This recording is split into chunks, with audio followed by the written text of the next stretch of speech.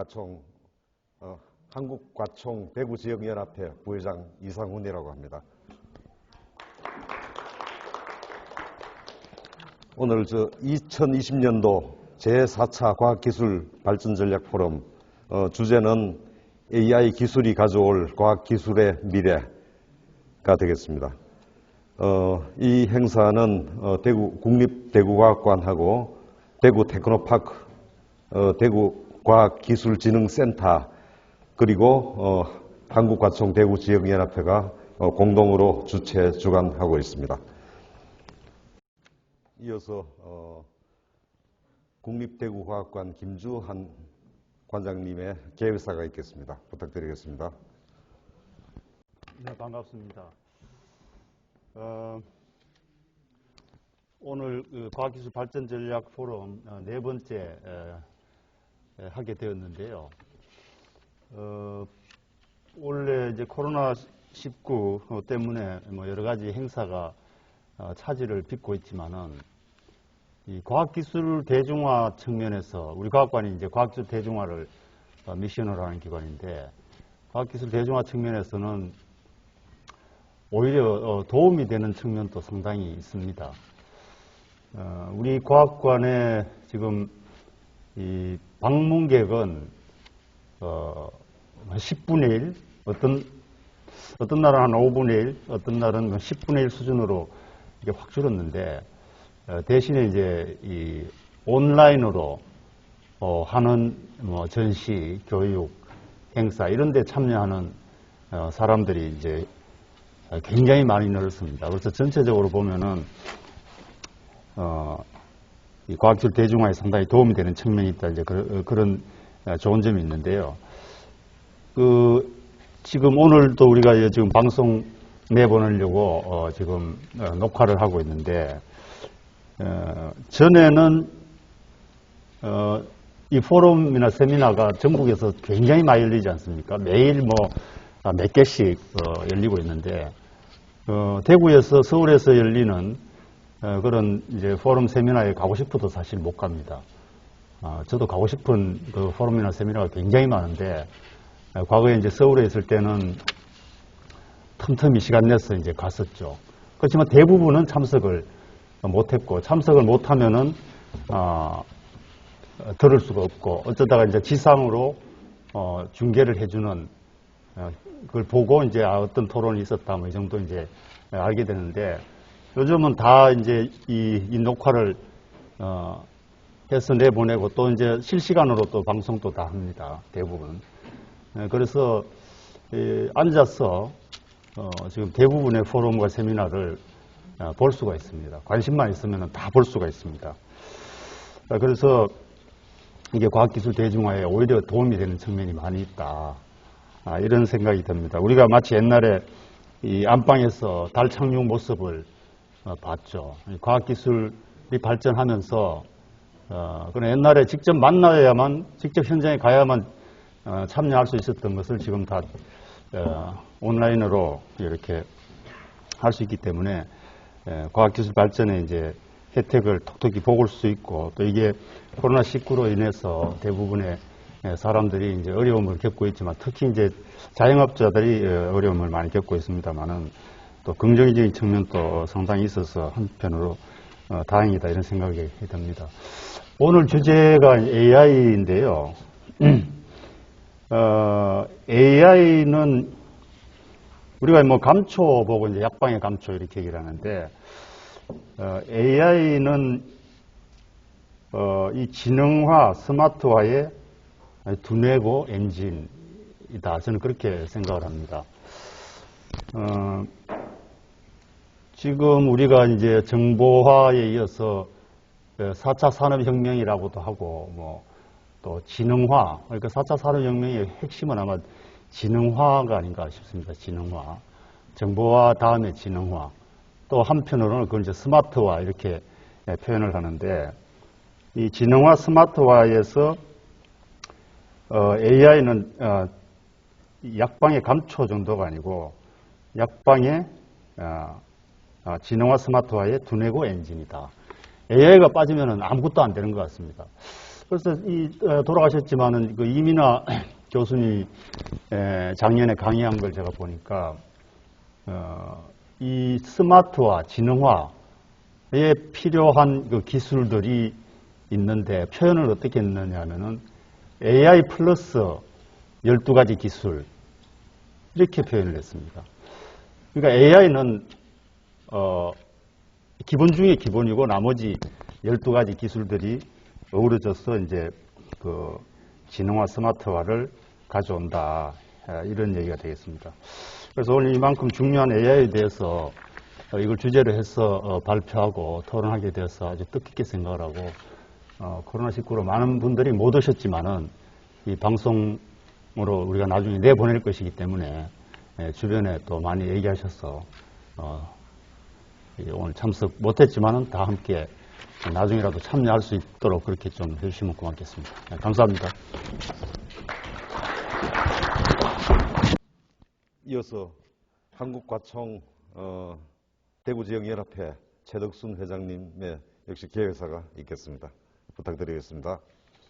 아까 방금 관장님도 말씀하셨지만은 코로나 확산세가 무섭습니다. 어제부터 갑자기 한 8개월 만에 그러는데 한 300명, 200명 이러다가 600명이 하니까 모두 다 떨고 있습니다. 그럼에도 불구하고 어쩔 수 없이 오늘 포럼을 개최하게 돼서 한편으로 송구스럽습니다. 그렇지만은 이 코로나를 뚫고 현장까지 나오신 여러분들께 회장으로서 심심한 감사를 드립니다. 사실 오늘 그 AI 기술이 가져올 과학기술의 미래라는 포럼을 지난 8월 달에 다 준비했었습니다. 그때도 갑자기 이 코로나 재확산세가 무섭게 이렇게 닥치면서 오늘 연기했었는데 또다시 우리가 포럼한다니까 재확산이 일어났습니다. 그래서 한편 제가 생각을 오기 전에 AI가 이 코로나 이게 확산을 예지하는 것이 아닌가 하는 이런 생각까지 하게 되었습니다. 어쨌든 간에 코로나 방역 관계로 우리 과청도 많은 부분들이 지금 바뀌고 있습니다. 우선 이 포럼 행사 현장에 많은 분들을 모시지 못했습니다. 그래서 오늘 또 조금밖에 못 오시는데 사실은 오시라는 분들도 좀 제한했습니다. 또 그 식사도 간단하게 또 간편식으로 이렇게 바꿨습니다. 또 오늘 또 그 웬만하면은 우리 양금희 의원이 한 번씩 오시는데 오늘 못 오시게 됐습니다. 이분이 사실은 그 24, 25 해서 인도네시아에 출장을 갔다가 어제 새벽에 귀국했는데 격리는 아니더라도 이렇게 공식 행사라든가 많은 사람이 모이는 곳에서는 못 가도록 되어 있답니다. 그래서 불가피하게 못 온다 그러고 상당히 이게 좀 아쉽게 생각합니다. 이분이 간 인도네시아에서 지금 우리나라 그 현대자동차 그리고 LG화학이 공동으로 공장을 설립하고 있답니다. 그래서 거기 아마 행사에 참가하신 것 같은데 그 인도네시아가 그 인구도 상당히 많고 또 그 자동차 수요도 상당히 많은 그런 나라입니다. 그래서 여기에 지금 선제적으로 우리가 전기 자동차를 앞으로 뭐 이렇게 한 그 가까운 장래에 팔기 위해서 우리나라 대표 기업인 현대자동차하고 LG화학이 가서 공동으로 공장을 설립하는데 그 행사에 갖는 것 같습니다. 이 인도네시아가 여러분 잘 아시지만은 배터리의 핵심 소재인 NCM 그러는데 니켈하고 코발트, 망간이 세계에서 생산을 제일 많이 하는 나라입니다. 그래서 거기서 배터리를 만들면은 관세 장벽 또 허물 수 있고 이래서 아마 거기서 우리나라에서 선제적으로 대응을 하는 것 같습니다. 양금희 의원에 하면 지금 인도네시아에서 자동차의 거의 100%, 97%를 일본차가 점유하고 있답니다. 그래서 우리는 한국차가 들어가려면은 기존의 가솔린차는 좀 곤란하고 앞으로 미래차인 그 전기차 이걸로 승부를 해야 되기 때문에 그런 그 형편이 있다고 저한테 이야기를 했었고요. 또 하나는 오늘 오시게 된 그 세 번째 연사인 홍대 황 교수가 어제 아침에 갑자기 저한테 전화를 해가지고 못 가기도 하고 저한테 연락했습니다. 한 300명 어떤만 갈 수 있는데 갑자기 600명 그러니까 이거 서울 사람이 대구 가는 것은 괜히 폐를 끼치는 것도 아닌 생각으로 아마 못 갈 것 같으니까 용서를 해달라 이렇게 했습니다. 이분이 그 보낸 원고를 제가 미리 보니까 그러니까 머티리얼 사이언스 쪽에서도 AI가 상당히 역할을 하고 있는 것 같습니다. 우리가 그 사람의 눈으로도 볼 수 없는 그 재료 같은 미세 조직을 AI가 탐색하고 또 평가하고 막 이런 기술도 있고 또 하나는 우리가 제일 심각한 결함인 그 마이크로 크랙이 AI 기술이 전북에서 예지하고 아마 이런 것까지 AI가 발전하고 있는 것 같습니다. 오늘 황 교수가 못 오시지만은 오늘 자장을 하시는 분이 그 머티리얼 업계에서 대부이십니다. 오늘 그분이 아마 황 교수가 다 하지 못하는 부분을 토론 시간에 이야기를 하실 걸로 기대합니다. 또 오늘 그 연사로 출연하시는 경북대의 이민호 교수께서 AI의 시대적 흐름과 개념을 쉽게만 말씀해 주실 것을 기대하고요. 우리가 익히 알고 있는 왓슨이나 알파고의 위력, 그리고 자율주행, 공장 자동화 등에서의 AI의 역할 등 4차 산업혁명의 핵심 동력으로 인식되는 AI의 모습들을 아마 소개하실 것으로 기대하고 있습니다. 또 두 번째 연사이신 경북대의 김재일 교수께서는 헬스케어, AI의 진단 능력에 대해서 말씀하실 것을 기대하고요. 여기서는 아마 제가 자료를 잠깐 봤습니다만은 전문 의사가 놓칠 수 있는 미세한 인체 부조화 부분까지도 AI가 정교하게 판독하고 예지하는 기술을 아마 소개할 것으로 기대하고 있습니다. 아무튼 이렇게 AI가 우리가 잘 인식하지 못하는 사이에 과학기술의 여러 곳에서 작동되고 있습니다. 앞으로 올 4차 산업혁명에서의 주동력으로 작용될 것으로 생각이 되고요. 그래서 생산 공정에서 여러 가지 난제들을 풀어줄 효자노릇 또 AI가 할 것으로 생각하고 있습니다. 오늘 모처럼 어렵게 마련된 포럼에서 AI의 숨은 그림들을 찾아보는 재미를 느끼시길 바랍니다. 아울러 AI가 만드는 과학기술의 아름다운 미래의 모습을 꿈꾸시는 계기가 되셨으면 좋겠습니다. 그러기 위해서는 코로나 위협에서 꿋꿋하게 버텨내셔야 됩니다. 건강이 최고의 자산입니다. 감사합니다. 예, 감사합니다. 아까 회장님 말씀하셨다시피 양금희 의원이 참석은 못하고 축사 전문을 보내왔습니다. 제가 읽어드리도록 하겠습니다. 안녕하십니까. 대구 북구갑 국민의힘 국회의원 양금희입니다.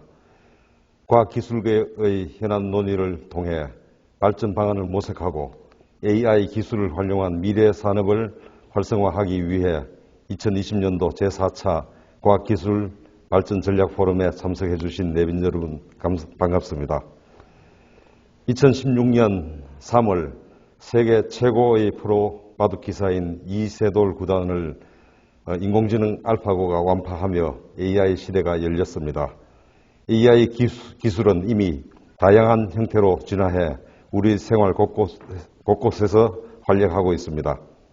AI 응답 서비스로 연중무휴 신속한 답변이 가능한 고객센터가 생겨났습니다.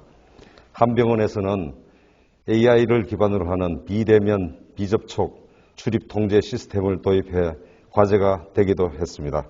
최근 코로나19 장기화로 전 인류는 커다란 위기를 맞고 있는 만큼 새로운 환경에서 살아남기 위해서는 AI 기술을 활용한 혁신이 이루어져야 할 것입니다. 저 양금희도 산업통상자원 중소벤처기업위원회 위원으로서 AI 기술이 미래사회의 발전을 견인할 수 있도록 법적, 제도적 안전장치를 마련하기 위해 국회에서 최선을 다하겠습니다. 오늘 토론을 통해 대한민국의 산업이 AI 기술 활용으로 세계를 선도할 수 있는 좋은 계기가 되기를 바랍니다. 감사합니다. 2020년 11월 27일 국회의원 양금희 대독. 이어서 주제 발표를 첫 번째 발표하실 분은 경북대학교 이민호 교수님인데 양력을 간단하게 먼저 소개해드리겠습니다.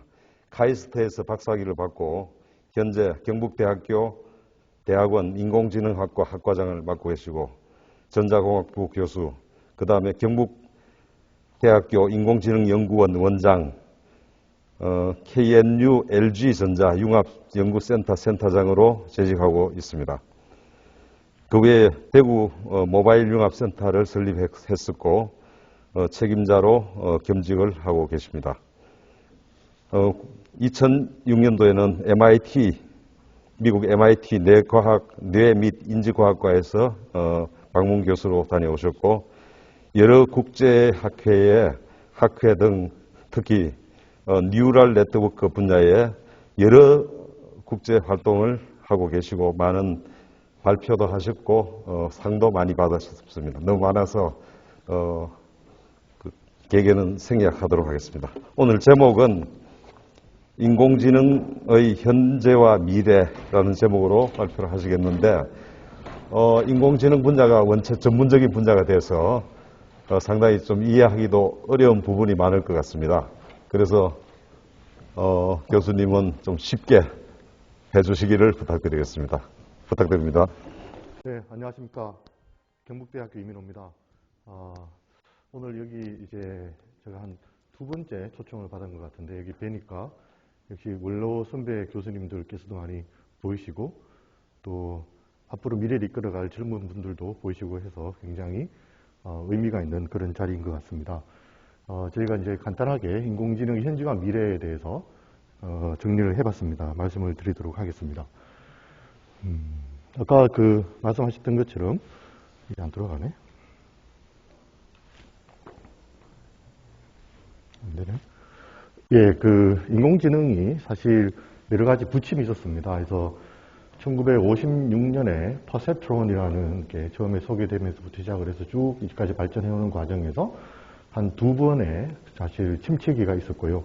지금은 세 번째 사실 굉장히 큰 어떤 혁명을 이루고 있다라고 해도 과언이 아닌데 이 과정에서 사실은 현재의 모습은 기존 산업을 그냥 단순히 조금 고급화하는 정도가 아니라 산업 패러다임을 바꾸는 형태.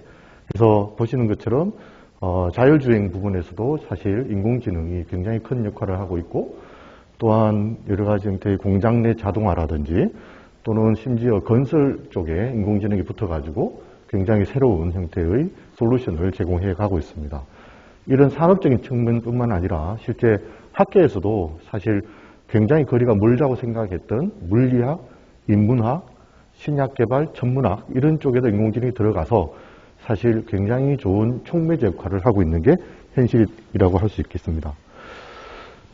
이거 안 되네. 다음 넘겨주시겠어요?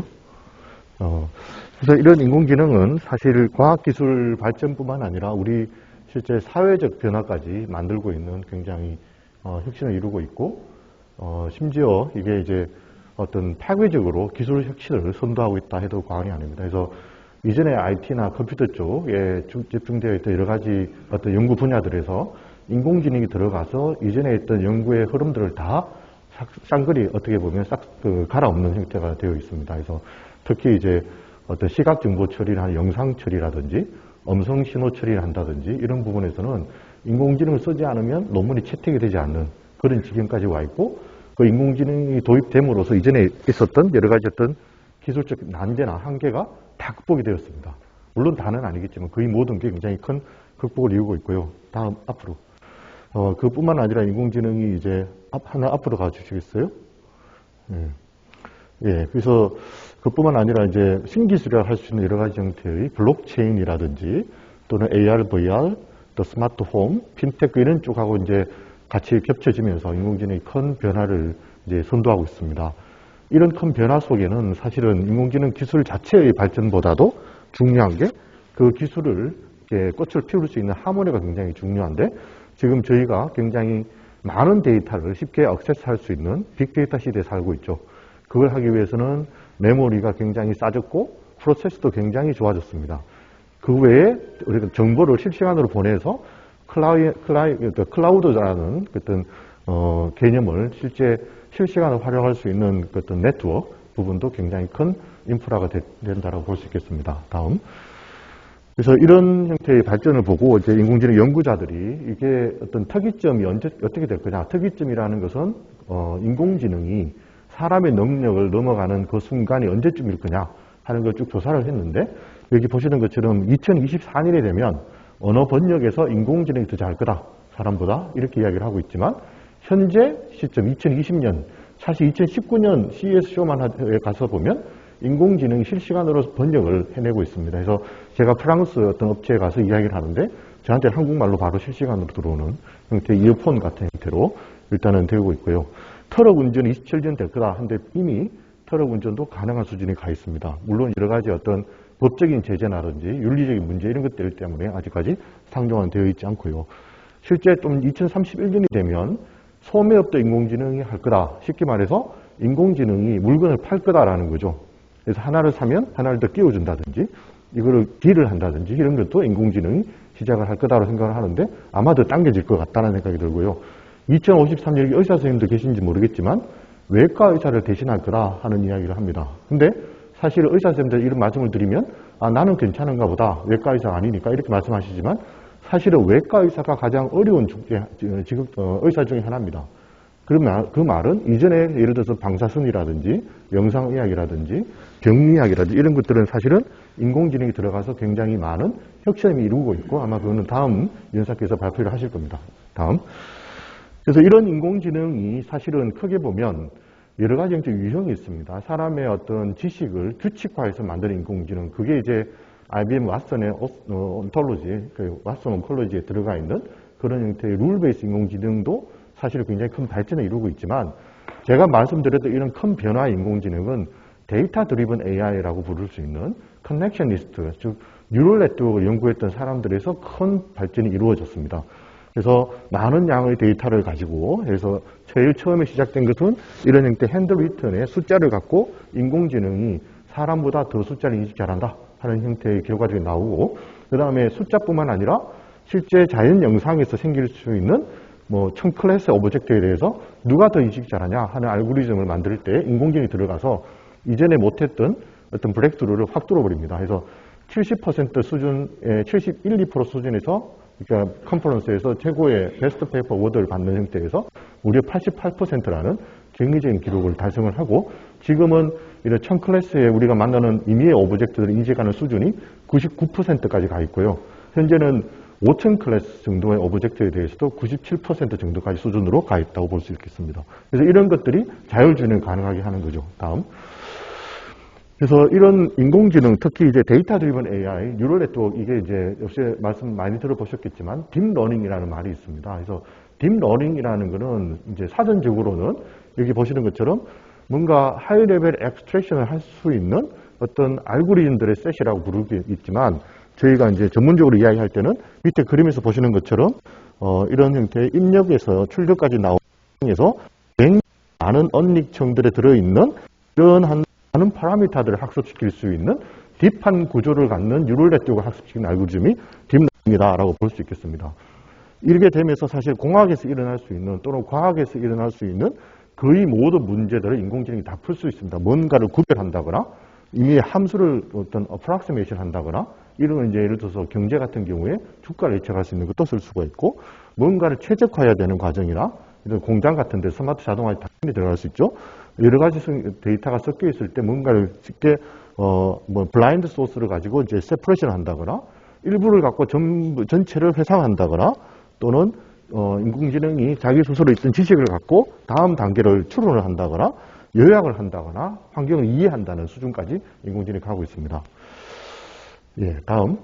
그래서 이 인공지능의 태스크들이 어디에서 큰 성공을 이루냐 하면, 지금 보시는 것처럼 음성인식에서 2000년대 초반까지, 2010년 전까지만 해도 사실은 음성인식률이 히든마크 모델이라는 그 모델이 굉장히 스테이트 오브 아트고 그거 아니면 논문이 안 되는 그런 시절이 있었습니다. 근데 보시다시피 에러 레이트가 별로 안 떨어졌는데 2010년 정도 이후에 인공지능, 특히 딥러닝 베이스의 엔드 러닝이 들어가면서 에러率이 굉장히 떨어져서 실제 여러분들 댁에 있는 인공지능 스피커라든지 또는 폰에 여러 가지 음성인식 기반의 텍스트 메시징이나 컨트롤이 다 가능한 수준이 되어 있고, 내비게이션도 그러니까 음성으로 다 하죠. 얼굴 인식 사람보다 더 잘합니다. 여기 보시는 것처럼 사람도 한 3% 정도의 오류가 있는데 인공지능은 0. 몇 % 수준으로 굉장히 정확하게 하고 있고요. 여러 가지 객체를 인식하는 부분에서도 작든 크든 인공지능이 사람보다 더 잘하는 수준에 와 있습니다. 뿐만 아니라 여러 가지 영상이나 비디오를 줬을 때 이 의미가 뭐냐, 장면이 뭐냐 하는 것을 사람처럼 말로 설명할 수 있는 인공지능이 되어 있고, 최근에는 이걸 뛰어넘어서 아마 가장 고등 포유동물만이 할 수 있다고 생각하는 언어 부분에서도 굉장히 큰 브렉스루가 만들어지고 있습니다. 다음. 그래서 이런 형태의 빅 브렉스루에는 사실은 저희 같은 인공지능 하는 사람들의 어떤 알고리즘 개발도 분명히 큰 역할을 했지만, 실제 여기 보시는 것처럼 빅데이터 부분이나 또는 여러 가지 복잡한 연산을 할 수 있는, 고속화할 수 있는 자연어 처리, 이런 것들이 복잡할 수 있는 병렬 처리 기술, 이게 이제 엔비디아라는 이제 회사가 나오죠. 그런 회사들에서 만든 그래픽 카드 같은 것들이 굉장히 잘 보급이 되었고, 저희 같은 사람들이 이제 만든 알고리즘들이 다시 하모니가 되면서 이런 브렉스루를 만들었다라고 보시면 되겠습니다. 그래서 이거는 이제 지금 컴퓨터 비전 쪽에서 인공지능이 네오코 이제 1960년대 후반에 나온 모델인데, 이때부터 시작을 한 딥한 뉴럴 네트워크에 대해서 컨볼루션 뉴럴 네트워크 또는 제너티브 어드피셜 겐이라고 부르는 네트워크, 그 다음에 세멘틱 세그멘테이션을 할 수 있는 여러 가지 형태의 브렉스루들이 쭉 나와서 이런 것들을 가능하게 하고 있고요. 최근에는 자연어 처리에 있어서 이전까지는 인공지능, 특히 이런 데이터 드리븐 AI는 자연어 처리 못할 거야 라는 환상을 깹니다. 그런 예상을 뒤엎고 리커런트 뉴럴 시작을 해서 시퀀스 투 시퀀스, 트랜스포머, 버터 GPT 같은 새로운 형태의 모델들이 나오면서 사람의 언어를 굉장히 잘 이해하고 사람처럼 말도 하는 그런 수준까지 가 있습니다. 이게 한번 예가 되겠습니다. 그래서 동영상을 한번 보시면 AI와 AI가 둘이가 인터넷에서 만났을 때 어떤 일이 벌어질지를 나타냅니다. Hi. How are you? 오른쪽 분. Great. You? I'm okay. That's good. Are you good? Yes, I am good. I just said I was. No, you didn't. I said I was. So you are a robot? No, my name is Cliverbert. Yes, you are a robot and your name is Cliverbert. I am a robot. Yes, I know. Together we are robots. I'm not a robot. I'm a unicorn. But you said earlier that you were a robot. I did not. I thought you did. You were mistaken. 잠깐만요. Which is odd, since memory shouldn't be a problem for you. I've answered all. 이게 이제 왼쪽 그림은 AI 어떤 엔진, 말을 할 수 있는 로봇에서 챗봇이라고 부릅니다. 챗할 수 있는 봇이 또 다른 챗봇을 만났을 때 어떤 형태의 반응들을 보이고 있나라는 걸 이제 보여주고 있는데, 챗봇이 두 개가 사실은 하나는 클리브랜드에서 만든 거고 또 하나는 유럽에서 만든 겁니다. 둘이가 이제 다른 어떤 데이터를 보고 만들어가지고, 사실 데이터를 끝까지 들어보시면 여자 봇이 굉장히 성격이 좀 날카로워요. 그래서 어떻게 가르치느냐에 따라서 챗봇이 성격이 드러나는 거죠. 말을 할 때. 그리고 깨보면 논리적으로 주로 주고받고 대답을 합니다. 그 컨텍스트에서 크게 벗어나지 않는 수준까지 가 있다는 거죠. 저희가 이게 무슨 의미를 갖고 있냐 하면, 만약에 저희 연구실에서 챗봇을 만든다라고 해놓고 챗봇을 인터넷상에 올려놓으면, 제가 아침에 하룻밤 지나고 난 다음에 아침에 왔을 때 이 밤 동안 이 챗봇이 전 세계에 있는 다른 친구 챗봇을 스스로 만납니다. 그러고 난 다음에 대화를 주고받으면서 자기 스스로 학습을 해서 지금 미국 대선이 어떻게 되는지, 주가가 어떻게 되는지를 나한테 리포팅할 수 있는 수준이 될 수 있다는 거죠.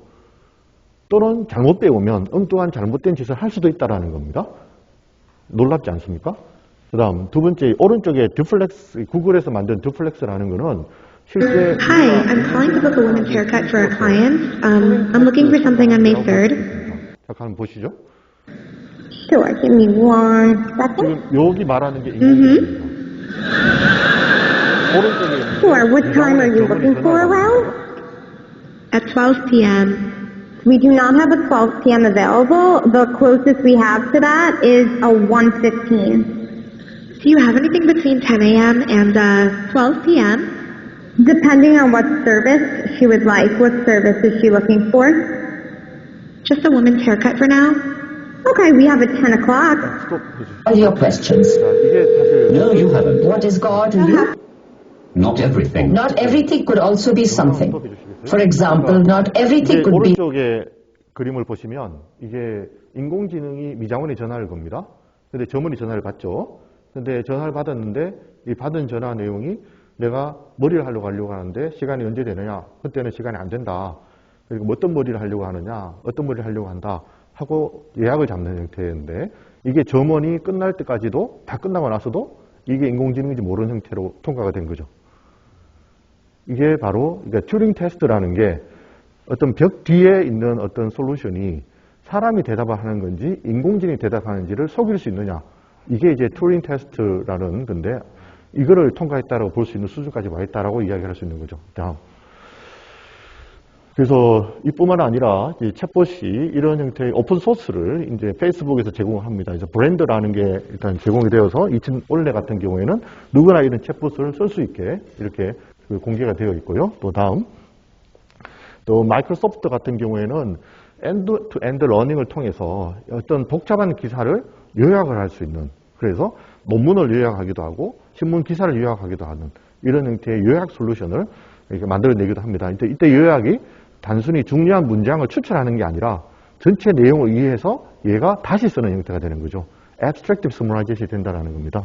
다음. 이제 프로핏넷 같은 경우에 역시 성능이 굉장히 좋은 루지스코어 L 같은 경우에 41.30, 원 같은 44.20 정도 수준까지 된다라고 볼 수 있겠습니다.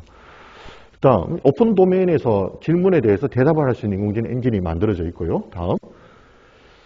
그 다음, 여러 가지 형태의 어떤 영상에서 내가 하는 행위를 보고 이 손의 움직임이 어떤 의미를 갖고 있고 이 손이 다음에 무엇을 할 거다라는 예측을 할 수 있는 솔루션까지 지금 시연이 되고 있는 상황입니다. 그래서 내가 집에서 뭔가 핸드폰을 막 찾고 있으면 인공지능이 보고 핸드폰 찾고 있어요. 핸드폰은 저기 있어요. 라고 이야기해 줄 수 있는 거죠. 다음. 이런 것들이 이제 뭐 일반적으로 많이 알려지기는 이제 엔비디아 같은 데서 만든 어떤 셀프 드라이빙 파일럿 플랫폼 같은 데 소개되고 있죠. 그래서 사실 엔비디아가 전기 자동차에 들어가는 여러 가지 솔루션을 제공을 하기도 하지만 그 중에서 사실 핵심이 뭐냐면 이런 테슬라에 들어가는 여러 가지 엔진 중에 가장 돈이 많이 되는 게 오토파일럿이라는 겁니다. 이걸 갖고 테슬라의 주가가 굉장히 올라가고 있는 거거든요. 그 안에 핵심이 이런 형태의 인공지능 엔진이 들어가 있고 이게 이제 학습한 곳이 아닌 임의의 곳 또는 어떤 산길에서도 다 자율주행이 가능하다라는 걸 데모를 하고 있습니다. 다음. 또한 최근에는 이제 그 제너티브 어드밴스 네트워크라고 해서 가려진 얼굴을 예측하거나 찾아내거나 또는 머리의 헤어스타일을 바꾼다거나 표정을 바꾼다거나 이런 형태의 여러 가지 재밌는 결과들도 많이 소개되고 있고요. 다음. 그리고 이제 이런 형태의 사진을 주면 예술적인 측면에서 새로운 형태의 어떤 그림을 만들어내기도 합니다. 추상화를 만들기도 하고 해가 지는 어떤 수채화를 만들기도 하고 저녁에 인공지능 예술의 영역까지 가고 있다라고 보시면 되겠습니다. 또 이런 형태의 페인팅을 그러니까 카툰의 페인팅 작업도 인공지능이 스스로 하기도 하고 해놓은 걸 보면 그라운드 트루스하고 거의 유사하거나 더 나은 부분도 있다라는 거죠. 다음. It's been less than a week since the deadliest mass shooting in American history. And foremost in all of our minds has been the loss and the grief felt by the people of Orlando. Here's the ground truth video of Obama. 지금 마치 실제 영상처럼 나오지만 오바마를 페이크한 영상입니다. 이게 사실 잘못 쓰이게 되면 오바마의 동영상을 갖고 사람들 오해하게 만들 수 있는 거죠. 오바마가 누굽니까? 이전에 미국 대통령이잖아요. 대통령이 하는 말을 엉뚱한 말을 만들어서 퍼뜨릴 수 있는 것도 인공지능이 할 수 있는 수준까지 와 있다라는 겁니다. 다음. 뿐만 아니라 이제 헬스케어에서도 이제 아까 말씀드렸던 엔비디아 같은 경우에는 이 병원에 있는 그 중앙 집중 제어 장치에서 어떻게 보면 이런 시스템에 여러 가지 형태의 센서를 넣어가지고 일단 이런 형태의 중환자 어떤 응급할 수 있는 이런 부분에 환자의 상태를 실시간으로 모니터링을 해서 의사나 간호사를 획기적으로 줄일 수 있는 이런 형태의 비즈니스 모델을 만들어서 실제 병원에 넣고 실제 여러 가지 형태의 비즈니스를 진행하고 있고요. 또한 인공지능이 들어가서 이거는 이제 다발성 경화증이라고 하는데 척추 부위에 다발성 경화증을 이런 형태의 CT를 찍더라도 의사 선생님들이 대부분 놓칠 수가 있는데 이런 부분 인공지능이 잘 찾아내더라 하는 것도 지금 시연하고 있습니다. 다음. 그 다음 지금 코비드-19 상황에서도 이게 인공지능이 들어가서 폐의 엑스레이 사진을 갖고 이게 코비드인지 아닌지를 구별해내는 것도 쓰이고 있고요. 다음.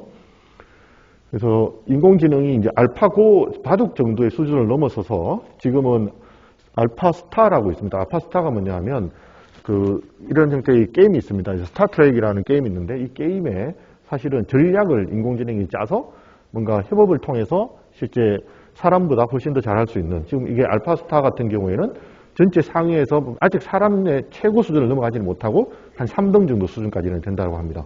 다음. 또한 인공지능이 최근에 이제 단순히 뭔가를 인식하는 수준에서 벗어나서 점점 사람의 어떤 또 다른 영역인 인지, 고차의 인지 수준, 특히 이제 기억 부분에 대해서도 옛날 일을 기억을 해낼 수 있는 그런 형태의 메모리 부분에 대한 딥러닝 모델도 여러 가지가 소개되고 있고요. 다음. 근데 이런 걸 보면 사실은 인공지능이 굉장히 뭔가 모든 걸 다 할 수 있는 것처럼 보이지 않습니까? 근데 사실은 그렇지가 않습니다. 아직 굉장히 많은 부분이 미흡하고 또 연구 개발해야 할 부분이 굉장히 많습니다. 그래서 현재 인공지능은 사람으로 보면 사실은 뭔가를 인식할 수 있는 수준 정도까지는 되어 있는데 그거는 사람보다 더 잘할 수 있는 수준까지 되어 있는데 사실 그 이상의 어떤 감성을 다룬다거나 뭔가를 지식을 활용한다거나 뭔가 추론을 하는 것을 사람처럼 잘한다거나 어제 있었던 일, 지난달에 있었던 일 사람은 기억해서 이야기를 할 수 있잖아요. 그런 부분에서 아직 인공지능이 잘하지 못한다라는 거죠. 그래서 저희 같은 연구자들은 이런 형태의 부분들을 잘 개선할 수 있는 일단 연구들을 진행하고 있습니다. 지금 제가 몇 분 남았나요?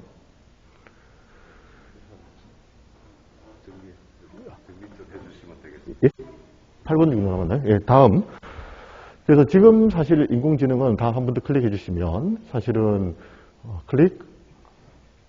예, 이게 보면 사실 저기 영천 쪽에 어디 가니까 이런 절에 이런 형태의 이 원숭이 인형이 있더라고요. 동상이 있더라고요. 그런데 그 밑에 아무런 글자가 없긴 한데 제가 이걸 보니까 공자 말씀이 이제 이런 게 있죠. 안현이라는 제자가 물었죠. 인이 뭐냐. 공자가 하는 말이 비례물시, 비례물청, 비례물원. 한국에 다습니다. 비례물동이라고 하는데 비례물동은 아직 안 됩니다. 비례물원, 비례물시, 비례물청. 이게 이제 사실은 사람이라면 인을 가져야 되고, 이거 인은 얘가 아니면은 보지 말고, 말하지 말고, 그 다음에 듣지도 마라 이거잖아요. 행동하지도 말고. 이런데 저희가 이제 이걸 특별히 말씀드리는 이유가 뭐냐 하면 실제 인공지능이 사람처럼 보고, 사람처럼 듣고, 사람처럼 말하는까지는 어느 정도 됩니다. 근데 사실은 뭐가 빠졌냐 하면 다시 한 번 더 클릭을 해보시면 사실은 사람이 보고 듣고 말하기 전에 뭘 합니까? 생각이라는 걸 합니다. 근데 아직 인공지능이 생각할 수는 없다라는 거죠. 그래서 저희가 주로 이제 생각하고 있는 게 생각하는 인공지능을 어떻게 만들 거냐 하는 쪽에 미래를 열기 위해서 여러 가지 노력들을 하고 있습니다. 그래서 그런 노력들의 일부를 조금 제가 동영상으로 조금 보여드리는 게 이제 현재 여기까지 설명드린 거는 남들이 어떻게 했느냐라는 거고 이제 경북대 특히 이제 저는 어떤 형태의 미래를 준비하고 있느냐라는 거를 간단하게 동영상으로 좀 보여드리겠습니다. 자, 다음. 그래서 여러 가지 형태의 이런 어떤 테크니컬한 문제를 풀려고 노력하고 있고요. 이제 다음 넘어가서 이게 이제 저희가 2016년 3월 달에 알파고가 사실은 소개되고 일반인들이 굉장히 많이 알게 된 후에 나라에서 우리나라의 어떤 새로운 변화를 위해서는 인공지능 대형 과제가 필요하다. 그래서 첫 번째 대형 국가과제 인공지능이 투입된 과제가 이름하여 인공지능 플래그십 과제라는 게 2016년 12월에 시작이 되었습니다. 이 과제의 목표는 디지털 동반자를 만들어보자. 여러분들 댁에는 아날로그 동반자가 계시지 않습니까? 어떨 때는 좋지만 좀 불편할 때도 있지 않습니까? 그죠? 그래서 이런 디지털 동반자를 내가 운전하는 자동차 환경이나 내가 일을 하고 있는 오피스 환경에서 갖고 올 수 있는 디지털 동반자를 만들어 보자라는 게 저희가 만든 어떤 목표였고 이게 이제 크게 4개의 큰 과제로 구성이 되어 있습니다. 그래서 일단 그 중에 그 각각이 이제 25억 정도의 매년 25억에 5년 정도의 과제인데 그 중에 이제 제가 세 번째 과제를 따서 새로운 형태의 인터랙션을 할 수 있는 인공지능 에이전트를 만드는 일을 했었습니다. 그래서 이제 올해 12월이 이제 끝나는 마지막 해가 되고 그 결과물들을 조금 이제 정리를 해서 동영상을 좀 찍은 게 좀 보여드리겠습니다. 근데 일단 저희가 시작할 때는 현재 이런 인공지능 에이전트가 있죠. 그 에이전트들은 대부분 뭔가 내가 필요한 앱을 다운받았을 수 있는 어댑티브 인텔리전스 개념이 있고 IoT 디바이스 연결되어서 뭐 전등 꺼 이런 건 되는 거죠. 그 다음에 커스터마이즈 서비스도 합니다. 근데 대부분 어떤 서비스 하냐면 패시브 인터랙션을 하죠. 내가 뭔가 명령을 해야지 리스폰스를 하는데 저희가 생각하는 인공지능은 이게 아닌 더 넘어서서 스마트 넘은 인텔리전트 에이전트라는 걸 만들려고 합니다. 그래서 어댑티브 정도가 아니라 인공지능이 스스로 학습해야 될지 답을 줘야 될지를 알 수 있는 자기 스스로 인텔리전스를 개발할 수 있도록 가야 될 거라고 생각을 하고 있고 단순히 IoT 디바이스랑 연결되는 게 아니라 제어를 할 수 있는 수준. 에어컨을 켜놓고 출장을 가더라도 지가 알아서 꺼야 되는 거죠. 그 다음, 일단 그냥 커스터마이즈가 아닌 퍼스널라이즈 서비스를 하는 거죠. 그 다음, 앞으로 하나 더. 그리고 단순히 패시브 인터랙션을 하는 게 아니라 프로액티브하게 인공지능이 내가 필요할 때를 알아서 스스로 뭔가 서비스 해줄 수 있는 프로액티브 서비스를 하는 이런 컨셉을 갖고 인텔리전트 에이트를 만들고 있습니다. 그래서 그 만드는 결과물을 갖고 간단하게 데모를 한 게 다음. 저는 이제 제가 필요한 걸 만들다 보니까 이제 제가 제 연구실에서 좀 복잡한데 찍은 사진입니다. 그래서 이게 이제 소리가 안 나네. 소리를 여기서 좀 키워볼래요? 안녕하세요. 세실리아입니다. 무엇을 도와드릴까요? 이렇게 이제 인공지능이 내가 오면 이제 내한테 비설 역할을 하는 거죠. 연구실에서. 그래서 나하고 대답도 하고 내가 필요한 부분을 이야기를 하면 자기가 알아서 필요한 웹도 띄우고 음악도 들려주고 뭐 이런 걸 합니다. 내가 책을 보면 정전도 켜고 피곤해하면 전동도 끄고 음악도 스스로 들려줄 수 있는 이런 형태의 시스템이 구현이 되어서 제 연구실에서 제 역할을 하고 있습니다. 예. 그 다음 이거는 저만 그렇게 서비스하는 게 아니라 그 다음에 보면 앞으로 시간이 다 돼가나 왜 이렇게 빨리 자꾸 돌리시나? 예. 그 다음에 학생 같은 경우에는 퍼스널라이즈 서비스를 해서 학생 취향대로 다른 서비스를 할 수 있도록 이렇게 구현이 되어 있습니다. 시간이 없는 것 같으니까. 다음. 그리고 이제 아마 이제 연세 드신 분들이 많으실 것 같아서 제가 준비한 영상인데 이거는 뭐냐면 저희 나라에는 특히 이 대구 경북 지역에는 이게 고문서가 굉장히 많습니다. 옛날 우리 선조들이 갖고 있는 문서들을 대부분 보면 일단 핸드리튼 어떤 초서죠. 그러니까 한자를 손으로 쓴 그 핸드리튼 초서를 사실 읽을 수 있는 분들이 우리나라에 10분도 제대로 안 남아 있습니다. 대부분 또 연세가 굉장히 많으시고 젊은 친구들이 한자를 좀 안 배우려고 그래요. 그래서 그거에 대해서 만약 이분들이 다 돌아가시면 여러분들 문죽이 갖고 계시는 모든 문서들이 다 거란 문자처럼 아무도 해석하지 못하는 형태가 되는 거죠. 그래서 너무 안타깝다. 그래서 이제 저희가 인공지능을 갖고 이 초서를 인식할 수 있는 기술을 만들었습니다. 그래서 지금 초서의 수준이 어디까지 인식하느냐 하면 93% 정도까지 초서를 인식을 하고요.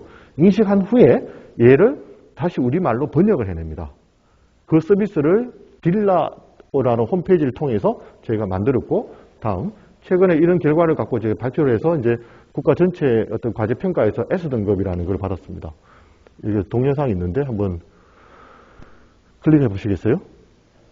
그래서 이런 형태 홈페이지 집에 가셔서 집에 혹시 갖고 있는 문서가 있으면 사진을 찍어서 저희한테 이제 업로드를 바로 거기서 할 수 있습니다. 홈페이지 열어가지고 업로드하면 지금처럼 이렇게 초서를 각각을 세그멘트 해내고 그 초서에 대한 글자를 해독을 다 해내고 저희가 또 앱 버전을 만들어서 어떤 비석 같은데 가서 사진을 이렇게 찍어도 바로 업로드하면 이런 형태로 이렇게 번역을 다 해낼 수 있는 이런 형태의 솔루션을 만들었습니다.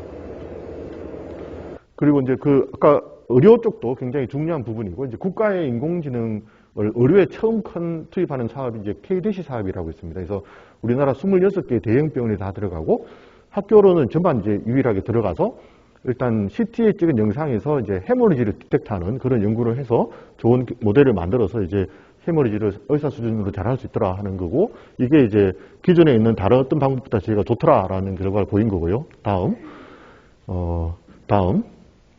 그리고 그것뿐만 아니라 이제 심장에 나오는 어떤 그 심방세동이라는 병이 있습니다. 심장에서 발생하는 심방세동이라는 병을 ECG 데이터를 가지고 심방세동이 발생했다라는 걸 디텍트하는 건 쉬운데 저희가 만든 거는 당신이 한 5분 후에 심방세동이 생길 거야 라는 걸 예측하는 기술을 만들었습니다.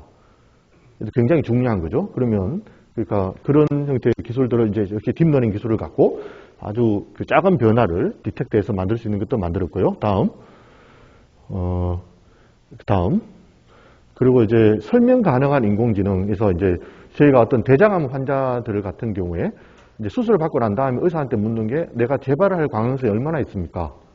내가 어떤 인자가 나한테 중요한 형태의 대장암을 재발할 수 있는 요인입니까? 이렇게 물어도 의사 선생님들이 사실은 대충의 감은 있는데 정확하게 말을 못하는 거죠. 그래서 이제 부탁을 한 게 저희가 이런 형태의 설명 가능한 인공지능 딥러닝 모델을 만들어가지고 당신은 재발할 확률이 5년 안에는 몇 % 정도 됩니다. 그런데 당신은 식습관 중에 뭔가 체지방 지수가 문제입니다. 또는 어떤 게 문제입니다. 라는 이야기를 해줄 수 있는 그 원인이 무엇냐를 설명할 수 있는 인공지능 앱도 저희가 만들었고요. 다음. 그 다음에 이제 제가 이제 LG전자랑 같이 일을 하다 보니까 LG에 들어가는 에어컨, 특히 이제 지금 제가 많이 팔고 있는 그 딥싱크 Q 에어컨에 들어간 엔진이 저희 경북대에서 만들어진 엔진, 저희 연구실에서 만든 엔진이 들어가서 공간 학습을 하는 게 지금 상용화되어 있고, 최근에는 에어컨에 그 리모트 컨트롤러가 아예 필요가 없는, 사실 에어컨을 켤 때마다 리모컨을 한 번씩 찾아야 되잖아요. 또는 밤에 주무시다가 에어컨에서 에어컨을 꺼야 되고 막 이런 부분이 있죠. 그래서 완전히 전자동 에어컨을 저희가 만들었습니다. 딥러닝 기반. 이거는 이제 그 게임에 들어갔던 강화학습 기반의 딥러닝 인공지능 엔진을 만들어서 곧 상용화하고, 이것도 2차 버전도 출시될 거라고 생각하고 있습니다. 예. 다음. 예. 여기까지가 제가 준비한 내용이 되겠습니다. 감사합니다. 두 번째 발표를 소개해 드리도록 하겠습니다.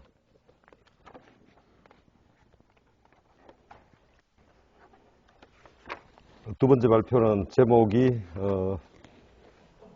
AI 기술의 헬스케어 및 중소제조업 적용 사례, 연사는 경북대학교 김재일 IT대학 컴퓨터학부 교수님이 되겠습니다. 양력을 간단하게 소개해 드리겠습니다. 아주대학에서 미디어학을 전공하셨고 한국과학기술원에서 전산학의 석사 박사 학위를 받으셨습니다. 경력은 삼성전자에서 책임연구원으로 근무하시다가 미국 유니버시티 오브 노스캐롤라이나에서 포스닥을 하셨고 경북대학교 현재 교수님으로 재직하고 계십니다. 뭐 여러 가지 주로 헬스케어 쪽에 뇌진단 기술 개발 등 뭐 이런 사업 상용화에 많은 실적을 가지고 계시고 논문도 많이 발표하셨습니다.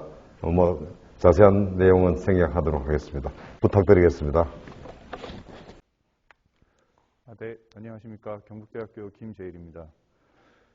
네, 오늘 그 과학기술 발전 전략 포럼에 초청해 주셔서 정말 감사드립니다. 그 선배 과학자님들 앞에서 제가 감히 네.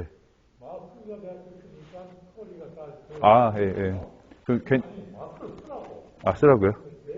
네. 크게 하겠습니다. 네, 알겠습니다. 네, 죄송합니다. 제가 뭐 약간 어떻게 들리는지 잘 몰라가지고, 네, 그래서 오늘 뭐 제가 감히 저는 약간 주니어 교수입니다. 학교에 온 지 그렇게 오래되진 않은데요. 저는 주로 헬스케어 분야에서 연구를 많이 했고, 뭐 상용화 경험도 있고 다양한 경험을 가지고 있는데, 이제 그런 경험을 토대로 오늘 AI 기술이 어떻게 활용되고 있는지, 그리고 저희가 학교에서 수행하고 있는 대구 기업들과 하는 연구들도 있는데, 그런 연구를 직접 소개해 드린다기보다는 이제 그런 것들을 어떻게 활용할 수 있는 AI 기술들이 있는지를 소개해 드리고자 합니다. 네, 저는 우선 경북대학교에서 영상 처리와 분석 연구실을 운영하고 있습니다. 뭐 AI 연구하는 모든 과학자들이 다 마찬가지겠지만, 저희는 빅데이터에서 얻을 수 있는 어떤 지식이 사회를 좀 더 비용 효율적으로 발전시킬 수 있지 않을까라는 모토를 가지고 있습니다. 그 중에서도 특히 저희는 영상을 분석해서 영상으로부터 어떤 유용한 정보를 얻어내고, 그 유용한 정보를 이용해서 이제 환자를 진단하거나, 혹은 저기 아래 보시는 것처럼 저기는 저쪽 동해 연안을 촬영한 영상인데요. 연안에서 흘러오는 파도의 속도나 파도의 정보를 트래킹해서 그것들이 실제로 어떻게 뭐 이한유처럼 사람이 휩쓸려 가는 경우들도 있지 않습니까? 그런 재해를 예측할 수 있는 모델로 발전시키는 그런 방향의 연구를 수행하고 있습니다. 특히 최근에는 이제 기후 쪽에도 관심이 많이 가지고 기후 연구도 수행을 하고 있습니다. 근데 이런 AI가 이제 등장한 계기에 대해서 앞서 이민호 교수님께서 너무 재미있게 말씀을 해주셨는데요. 뭐 간단하게 설명드리면, 이제 AI라는 게 컴퓨팅 파워의 능력 발전과, 그리고 빅데이터의 수집, 그리고 AI 기술의 발전으로서 세 가지 측면에서 앞서 이민호 교수님께서 말씀해 주신 것처럼 인간보다 앞선 성능을 내는 분야들이 많이 생기게 되었습니다. 특히 헬스케어 분야에서는 여기 보여드리는 그림은 이제 저기 아래에 있는 펫 영상을, FDG 펫이라는 영상을 가지고 이제 치매가 올지 안 올지 어느 정도 일찍 그걸 예측할 수 있는 걸 이제 의사 전문의와 딥러닝이 서로 비교를 했을 때, 딥러닝이 데이터를 보고 이 사람이 몇 년 뒤에 치매가 올 수도 있다 하는 거를 75.8개월, 즉 한 6년 이상 앞서서 진단할 수 있는 이런 결과도 보고된 적이 있습니다. 물론 이 결과가 항상 어디에선가 적용될 수 있는 건 아니지만 아직 개발할 방향이 많이 있지만 무엇보다도 말씀드리고 싶은 거는 사람이 보지 못하는 되게 복잡한 데이터 패턴을 이제 그 인공지능 기술은 볼 수 있다라고 말씀드릴 수 있을 것 같습니다. 이제 가장 최근에는 무엇보다 저희가 가장 관심이 코로나가 정말 유행이기 때문에 이제 세계 다양한 연구자들이 그 코로나에 관련된 연구를 하고 있었는데 무엇보다도 접촉을 위해서 전파되거나 혹은 공기를 통해서 전파되는 질병이기 때문에 이제 비접촉식으로 환자를 진단할 수 있는 기술들은 없을까? 이런 연구들도 많이 진행이 되어 왔습니다. 지금 보여드리는 거는 이제 환자가 아무 도움 없이 그냥 저 병실 안에 들어가서 CT 기계에 딱 누우면 자동으로 환자의 자세를 인식하고 그 환자의 자세에 맞춰서 이제 CT 영상을 촬영할 수 있도록 만들어주는 어떤 모바일 CT 플랫폼의 영상입니다. 이러한 기술들이 개발되어서 이제 실제로 지난번에 세미나 같은 데에서 들었을 때에는 이제 우한에 그 병원들이 막 갑자기 지어지고 그러지 않았습니까? 그런데도 이런 기술들이 들어가서 급증하는 환자 수에 대응해서 자동으로 환자를 진단할 수 있는 이런 연구들이 많이 진행이 되어 왔습니다. 마찬가지로 그렇게 취득한 영상을 이제 자동으로 분석해서, 왜냐하면 환자 수가 엄청 많기 때문에요. 자동으로 분석해서 지금 보여드리는 그림은 자동으로 CT 영상을 폐 영역을 찾고 폐 정보를 얻어낸 다음에 실제 저희가 헷갈리는 게 코로나에 의한 폐렴인 건지 아니면 일상생활에서 얻을 수 있는 폐렴인 건지를 구분하는 네트워크입니다. 인공지능 기술을 이용해서 이 두 가지를 구분하는 기술을 적용하였을 때 90% 이상으로 이제 일상생활에서 얻는 폐렴과 코로나에 의한 염증을 구분할 수 있었다 하는 연구도 보고가 되었습니다. 이렇게 헬스케어에서는 이제 정말 다양한 분야에서 사용이 되고 있습니다. 이제 우선 자기 진단. 첫 번째로는 제가 이게 포인터가 안 될 것 같아서 처음에 이제 저희가 항상 모바일 핸드폰 같은 거 가지고 다니지 않습니까? 그 다음에 뭐 스마트워치 같이 다양한 기기들이 있는데 그것들을 이용해서 자기의 생체 정보를 기반으로 해서 혹은 자신의 증상을 입력으로 하여서 자기 진단할 수 있는 기술부터 이제 그 사람한테 관측된 정보와 이제 병원에서 취득한 정보를 가지고 이제 진단하는 과정, 그 다음에 이 사람한테 어떤 치료를 할지, 어떤 약물을 처방할지 하는 클리니컬 디시전을 지원하는 과정, 그리고 그 이후에 치료 이후에도 이 사람의 계속 행동을 모니터링하면서 증상을 모니터링하면서 사후 관리를 해주는 그런 것까지 거의 전 분야에 AI가 다 적용이 되고 있다고 말씀드릴 수 있습니다. 그럼 도대체 이런 것들이 어떻게 되었느냐라는 거를 조금 더 설명을 드려야 할 것 같습니다. 이제 기존에는 저희가 기술을 개발을 할 때 예전 한 70년도 아주 옛날에도 의료 영상은 엑스레이도 얻고 있었고 CT 영상도 얻고 있었습니다. 근데 거기에 대해서 저희가 어떤 진단을 하고자 하는 정보를 얻어낼 때 저희가 경험에 의해서 얻은 어떤 특징들을 영상으로부터 얻어내서 진단을 했다고 하면 딥러닝은 그냥 입력과 저희가 주는 어떤 데이터를 주고 그 다음에 그 해당하는 결과를 매핑을 하면 자동으로 그 사이에 저희가 정의하지 않아도 이 결과에 잘 매핑되는 어떤 특징을 자유롭게 자기 스스로 학습할 수 있다는 점에서 굉장히 많은 이득을 가져다 주었습니다. 그래서 저희가 데이터 프로그램을 만든다라고 하지 않고 이제 데이터로부터 프로그램을 얻어낸다라고 말씀드릴 수 있는 상태입니다. 그런 걸 조금 더 예제로 설명드리면 좋을 것 같아서 준비를 했는데 왼쪽에 보여드리는 그림은 이제 늑골 골절이 있으면 잘 이렇게 컵으로 이렇게 하얀색으로 선으로 표현된 부분 중에 어느 한 부분이 늑골이 된 영역입니다. 늑골 골절이 있는 영역인데 실제 저거를 교통사고 환자가 왔거나 응급 환자가 왔을 때 늑골을 찾는 건 굉장히 어렵다고 하더라고요. 도리어 더 긴급한 질환들이 많이 있기 때문에 그래서 늑골을 좀 자동으로 찾아주는 기술이 있으면 좋겠다 해서 제가 박사를 시작하면 2013년도에 그냥 그때는 딥러닝이라는 측면을 거의 모르는 상황이어서 구현을 했던 건데 이제 영상으로부터 얻어낼 수 있는 특징들이 있으니까 늑골을 분할해내고 늑골 안에서 어떤 특징들을 뽑아내서 걔를 어떻게 분류를 하면 늑골이 있다라고 말할 수 있다라고 했는데 불과 5년 뒤에 저희는 영상과 골절이 됐다는 정보를 주고 나면 어느 영역이 골절이 되었는지를 훨씬 빠른 속도로 기계가 스스로 특징을 학습해서 결과를 내줄 수 있는 단계까지 오게 되었습니다. 불과 5년밖에 걸리지 않았습니다. 그래서 이런 것들을 한번 보면 이제 굉장히 복잡한 데이터들을 이제 어떤 그 중에서 특징을 얻어내서 저희가 원하는 부분으로 매핑하는 부분이라고 말할 수 있고요.